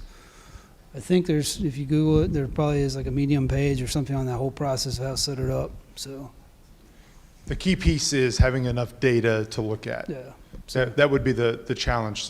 That even at Murray State, we don't necessarily have enough data that's good for them to analyze, which is why Randall uses that third party. Yep. All right, anything else? So as Randall's talking through this, one of the questions that I wanted to help him answer today, to take a little bit of time and talk about, is how does that fit into where Murray State's going? And so one of the things, you can go ahead and go to the next slide. People ask us a lot about what are we thinking about, what are we offering, what's coming, and what are we doing. And first of all, we wanted to share, we have a ton of offerings. When our program started way back in the day, it was called Telecommunication Systems Management. Some of you have that degree in the room, and it meant nothing. And let me back up. It was a great degree, but you had the challenge of being able to explain that to your employer of what that meant. When we became Cybersecurity Network Management, that helped out a lot, but it still doesn't describe the area that you're focusing on. So we have had 3 of those: Cybersecurity Digital Forensics, which is our NSA that's accredited by the NSA. We had Cloud System Administration. We converted wireless communications to industrial cybersecurity this fall. So that's brand new. We have some approvals. Do we have all the approvals? For another track that will start in the fall. So there'll be applied AI security in the fall. So the students that are in the room, if you want to convert to that, you're going to have to talk to Randall. But if you're in the cybersecurity digital forensics and you convert, that doesn't necessarily mean that you'll get your NSA cert. So you can talk to Randall before you pull the trigger on that in the fall. We also have our master's in cybersecurity management. We've had that. We have a 4+1 that converts those in between. We have a handful of certificates already and a couple that are coming. And for us, what those certificates are, yes, we have the cybersecurity analyst certificate, but what we really wanted to do was be able to help our students articulate the skills that they have. So if you're a student that's in our program and you complete the classes necessary for those certifications, you can also indicate that you have those certs on your LinkedIn profile. We actually have a Credly thing where we will even badge you so that you can show that you have those skill sets as well. So it's something that we are looking at, something that we're being told by CPE for us to do as well. And then finally, we also have a couple of certs that are in our master's program that are graduate level as well. The ones that are in red will come into play. They'll start in the fall of 2026. They are all in some varying degrees of approval. And part of the reason why we are doing the things that we are is because our industry partners are telling us this is what we need. Our industry partners are saying, we wish you had this, we wish you had that. And the other part of that is that we now have enough students in our program. Our program is the largest it's ever been, which is a fantastic thing. It's also a great problem. And it's a problem because we literally need seats for butts. It's not getting butts in seats, which we will still work, and we want to grow our program and continue to recruit. But it's making sure that we have the facilities to properly handle our students, both physically and also with the things, you can go to the next slide, with the things that we want to add. So last budget session, so now a year and a half ago, we got allocated $10 million to update our system, update our facility on the second floor of the IT building. So if you know where our labs are, we have $10 million to renovate that space. And so there's a couple of things when we started off this process that we wanted to do. One is to increase visibility. And what I mean by that is that if we have two labs, that a faculty that may be in two different labs at the same time can see back and forth between the labs. You know, if there's a faculty member and a TA, something like that they can see through the labs in those instances where we have a lot of students that are in the lab at the same time. You can go to the next. The other part we wanted it to be modern, so that we're working in school in facilities and places that you might see in industry. I know there's a lot of remote work, but there's also a lot of SOCs, and there's a lot of facilities that people are working, and we want to make sure that there's something that they can see when they get out. We want it cool. If you all have ever been in the Cyber Center, we have checkerboard floor. Like, it almost looks like it used to be red and it's faded over the 40 years. I don't think it was ever red. Whatever the color is, it's horrible. We have a couple of labs that have checkerboard floors. I don't know, in the 80s. I mean, I was alive in the 80s, but I don't think that I thought checkerboard floors were as cool as apparently they did in our building. So we want to get rid of some of those things. We want it to be a cool space that students want to be. But then these other things that we want to do are very important as well. First of all, our program has every class that we offer is also offered online. And in particular, we have always focused on a transfer agreement with our community college partners, that if you do your associates at the community college, then you can transfer to us and do the last 2 years. I've been pretty strong advocate about that partnership. However, when you transfer to us, we also want that option that you can do it all online if you want to do it online. If you want to come to us, we'll be happy to have you. But if you're living in Madisonville and you have a job, it's going to be really hard to drive back and forth to campus every day. So we want that virtual environment to be as good, as strong, as meaningful as what it might be in person. So some of that money is going to expand our cyber range. Our hope is that once all of that is done, that we'll be able to open it up every now and then to high school students, to community college students, to industry partners. First and foremost, we have to serve our students, but we want to be able to use it to help our region as well. Obviously, we're going to expand our lab capabilities. That's our biggest headache right now, is that we just don't have enough space. And then a couple of cool things I think we're going to add, we are adding, but things that I think are cool is, first of all, digital forensics. We're going to have a space where students can play around with digital forensics, learn it a little bit better, so that if that's a role they want when they get out of here, that they'll be able to do that a little bit better. The second is what Randall has been talking about, our Security Operations Center. It's right now we have a server that is managing, actually a couple servers that are managing our SOC. It's our SIEM. Ultimately, we want a space that mimics a security operations center that you might actually see in a facility. The question about, somebody asked about,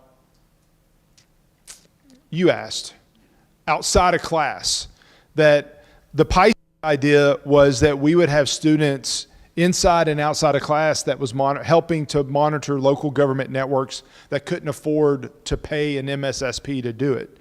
And that need is still there. I mean, first of all, I would love for every local government to hire an MSSP and we wouldn't have this need at all. But the reality is there's some local governments in our state that are never going to pay for security.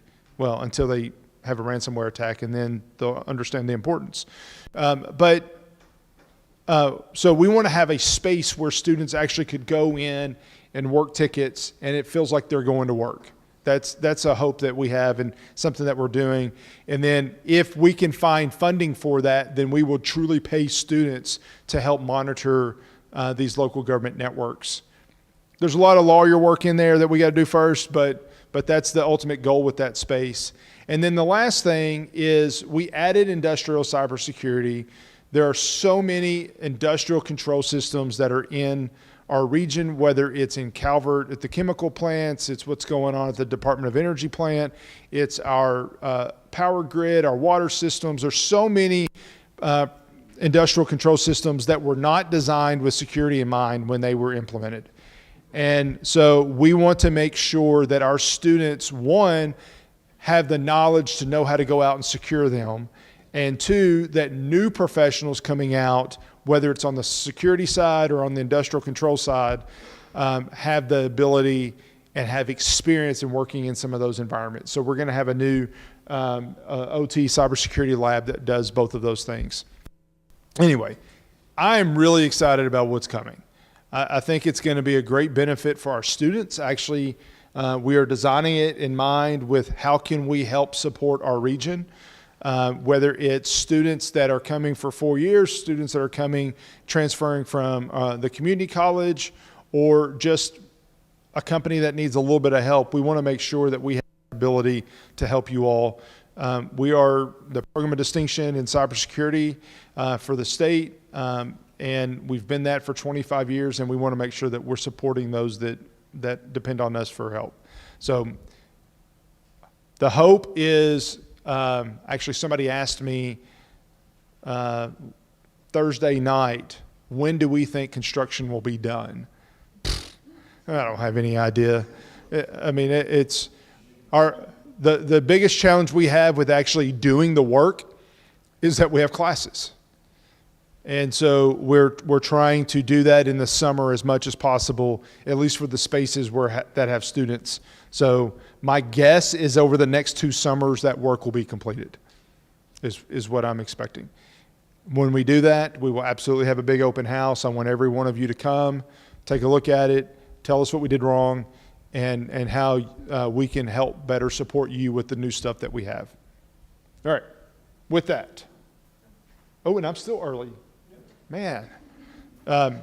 Questions for me or Randall? Randall first. No, I'm sorry. Will there still be checkered floors?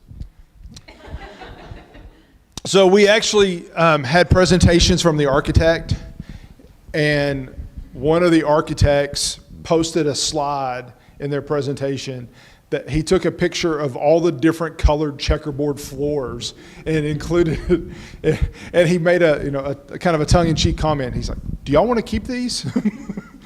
No, there will be. That's not true. In the areas covered by the $10 million, there will be no checkerboard floor.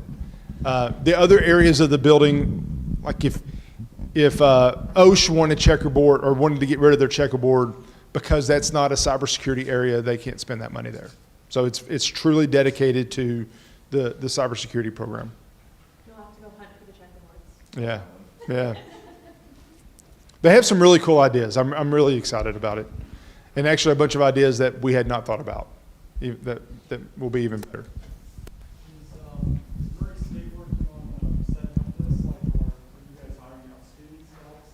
To set what up? What part? All the construction will be contractor, state procurement process. We don't really have a control. I mean, we get to tell what we want, but it goes through however construction remodel happens. So there's a state bid process. We will do none of the work for the official remodel. Now, once the remodel's done and we start buying lab equipment, then yeah, we'll do some of that. But the remodel and the electrical, HVAC, I mean, if y'all have ever been in an IT building, you know HVAC is hit or miss. Yeah, so that'll all go through state procurement process. Yeah. All right. Other questions? I think that the SOC itself has the potential to be have a really big impact on the Commonwealth. I mean, that alone to me could be really important, and not just keeping those communities safe. I mean, I talked to a community the other day. I won't tell you the name of it, but it was City of Blank, and their email address was cityofblank7. And the reason is because they forgot the passwords of 1 through 6. So their security plan is to just get a new email address. I'm not even kidding. So we have communities that are at a very, very basic level. Madisonville is not one of those communities, just for the record. Actually, Madisonville is, to me, one of the more advanced communities, not just in our region, across the state. For a size community as Madisonville, they're much more advanced than most are. But there's a real need there, but there's also a real need from MSPs that have people that are coming out with skills, that have actually done some work. And I've always prided ourselves that we're not just teaching you the theory, that we're applied. And this is way more applied than we've ever been. So I'm really excited about that. Oh. Well, I read something similar a few months ago where the elite hackers, right, the kind of people you find are doing serious work, volunteering to go to water systems, like you're saying, smaller communities where they have no IT at all, no protection, and you're finding industrial control systems connected to the internet. And so they're getting volunteers. So is something like that, I know they're doing a national level, but is something like that going on in Kentucky? So yes, on a couple levels. First of all, we have a guy, he spoke at Security Matters 2 years ago, Colin Glover. He's with CISA. CISA is the Cybersecurity and Infrastructure Security Agency. I got that right. His job is to help anybody that's critical infrastructure. So water, actually, we have broadened that definition so much that I would say everybody in this room could be considered critical infrastructure. So it's pretty broad on the way they define it now. IT is critical infrastructure. So we're all in IT, we're all critical infrastructure. But his job is to go in and help these organizations with risk assessments, with doing things. One of the things that our SOC students caught was there was a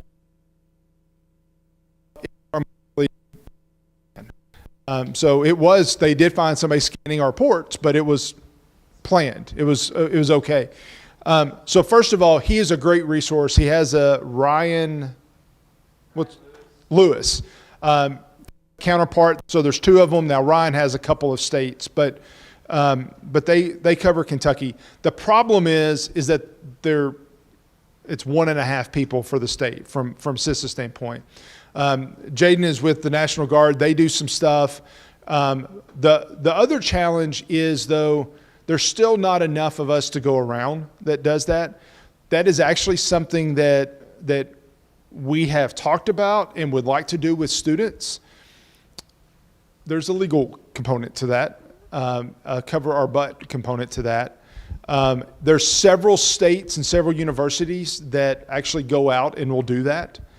And so there's a model to do that. But the catch is, if we help them walk through a questionnaire about, do you have this control, do you have that control, do you have that control, then basically it's going to be one of those situations that it's only going to be as good as your answers. So it's not our fault if you lie or you didn't tell us the right information. So there's an element, a legality element there that we have trying to work through. So just kind of a general question, are there any grants or anything available, any funds available for these municipalities to harden their infrastructure? Good question. So there was a grant program. It's a horrible acronym. Local Community Grant something program. See, SLGC, that's what it was. State and Local Cybersecurity Grant Program.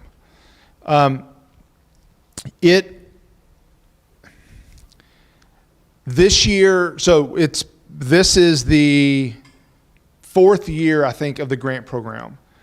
The first 3 years, there was a window that was large enough that local governments could, 80% of it goes to local government, 20% goes to state. Like if we did a regional application, it would be considered state. If Murray State did an application, it would be considered state. So truly local governments being city, county, school district, all apply underneath that. A water local government. The first 3 years, there was a window where you were able to apply as a local government. This year, the window was like 2 weeks, I think is what it was. So the state applied, it's $7 or $8 million statewide, so it's not a lot of money. The state applied on behalf of the state, and then there was something that comes out on how local governments can do that. As soon as I learn it, I'll share it, but that's coming later in the fall. This is the 4th year of it. I don't know if it will get funded again. There was talk about that being a cut, but there is a little bit, but it's just not a lot. I got time for one more question. Randall needs a good question to end on.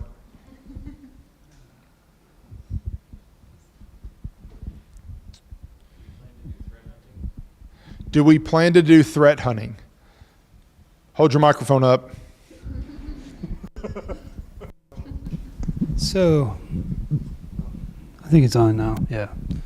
So for threat hunting, probably, we're limited on what indexes we're actually pulling in for logs. So we're hoping to expand to some of the logs on campus. We're having to work with security to see what we're actually going to get access to. And like I said, it's just, progress. So hopefully, yes, I'd like to do a holistic hunting where we can look at everything from, Sysmon to, the Palolog to the logs to looking at Sentinel-1 logs, things like that. But, it's what's realistic and what, going back to legal. So, but yeah, so we're trying to teach, how to look for indicators of compromise and do all that. But actually adding all that into the SOC, like I said, just time will see on some of it. All right. Well, let me say thank you for you all being here. The content has been different this year. Every year it's different, but I think it has been very interesting, and I appreciate you sticking out. I do want to hear some feedback from you all. There's something else that changed this year, and if this is your first time coming to IT Matters, you don't know what changed. But we didn't start after lunch. Normally it's been from 1 to 4 or 5, not midday. And we knew if we did midday, we're going to have to get lunch. and that's not cheap. It's not as expensive as Security Matters, but it's not cheap. We have good partners. AT&T has always been our sponsor. CFSB has always been our co-host, and between the two of them and us, lunch is taken care of. So we want this to continue to be free. But you tell us what the timing is that you like best. You don't have to all say it at once, but email me, catch me, and let me know what you like best, because that will something that we want to continue to do what makes sense for you all. If there's topics, share them with me. Let us know what you would like to hear about. Security Matters will be April 23rd. So go ahead and mark it down. I think it's on the back of your program. Hopefully it's the right date. I see you looking at it. Is it the right date? Okay. April 23rd. Obviously that will be in Murray again. And for those that went last year, it was the largest that Security Matters had ever been. And I hope that doesn't change. It was a pretty cool the way that everything was set up, and I liked it a lot. But thank you all for being here. Oh, before you all leave, raffle. If you got a ticket, get your ticket out.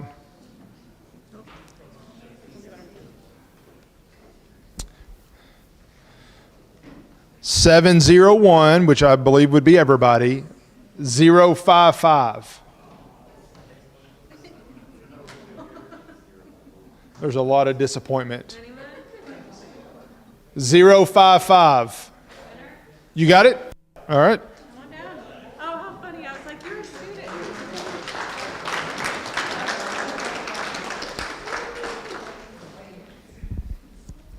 And then pick.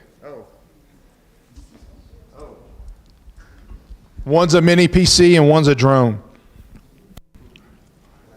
And everybody in your head just answered which one he should pick.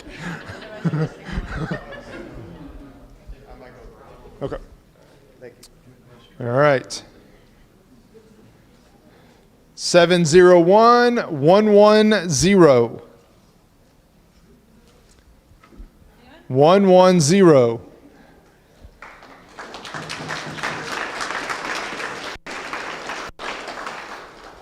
Just remember this when you all do a giveaway. Thank you, sir. All right. Well, Taylor, Andrew, anything from, y'all want to say anything? Oh, there's sandwiches. If you want to grab, there's like 5 left. I won't make you. It's always a great event. We always appreciate everybody coming out, sharing information, and thanks to Michael. He always puts on a great show. Well, it's due to a lot of help. This lady standing off to my side helped a lot.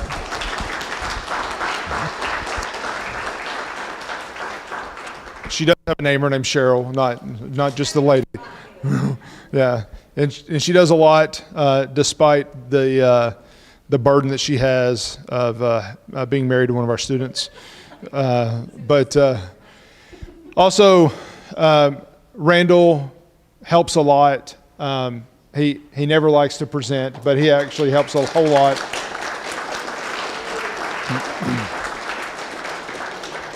Every morning he comes down to my office before he goes to his and tells me what I need to do each day. And I'm only kind of kidding. And our students as well. I mean, I know, first of all of our students that came, thank you all, but we have a handful of students in our center that help us do a lot of different things. Make too much noise, but other than that, help a lot. But thank you all as well. And thank you all for being here. And I will see you all April 23rd in Murray. Not Hopkinsville, in Murray. Oh yes.